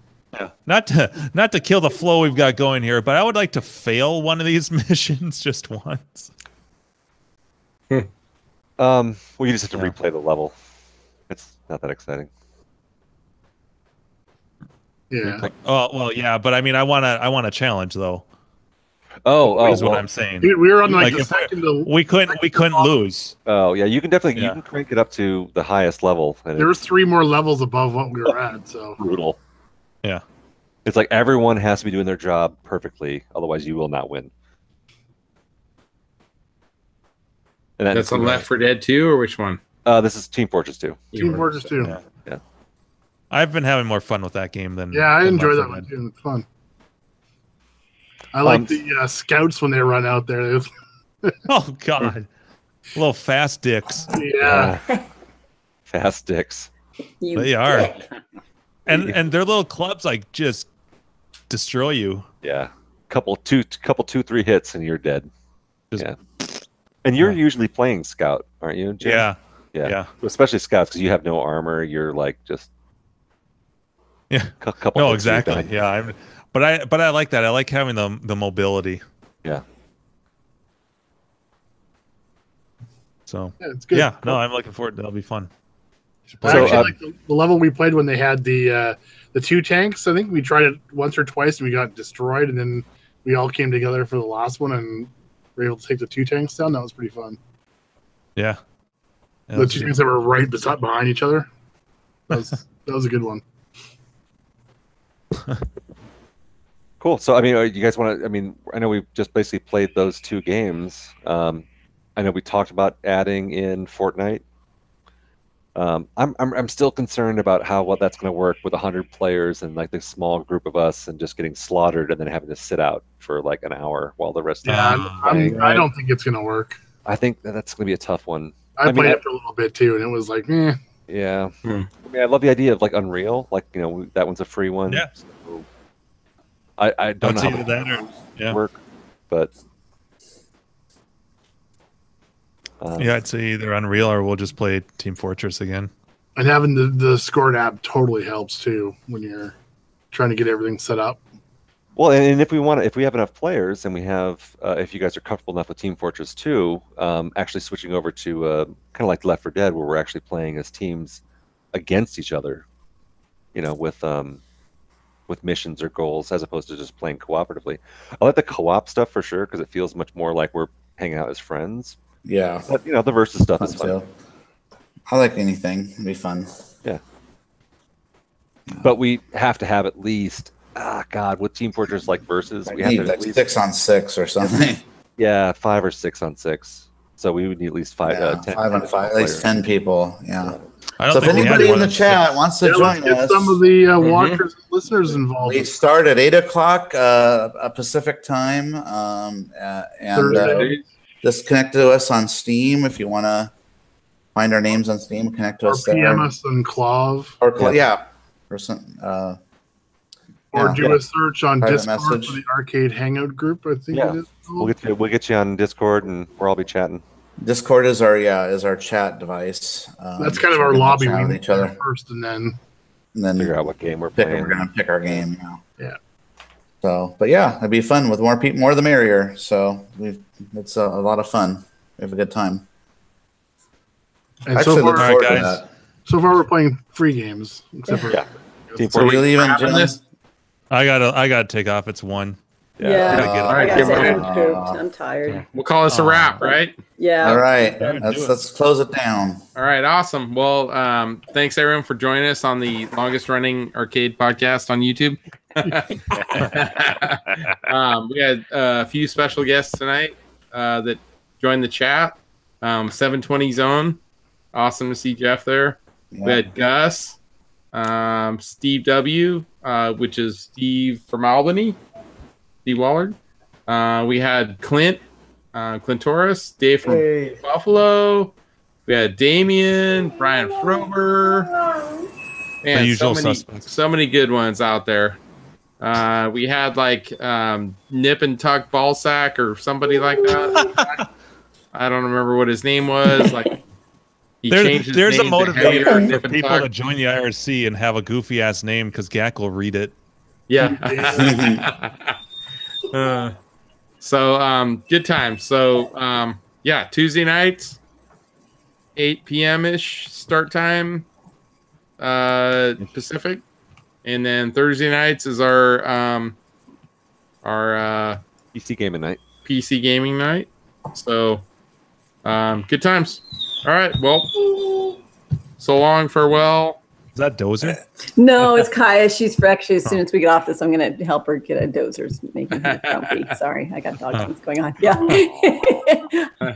She's afraid to walk by Dozer. It's okay. I'll protect you. All right. Good night. All right. All right. Night. Everyone take care. Till next week. Screw Wednesdays. Bloop, bloop, bloop.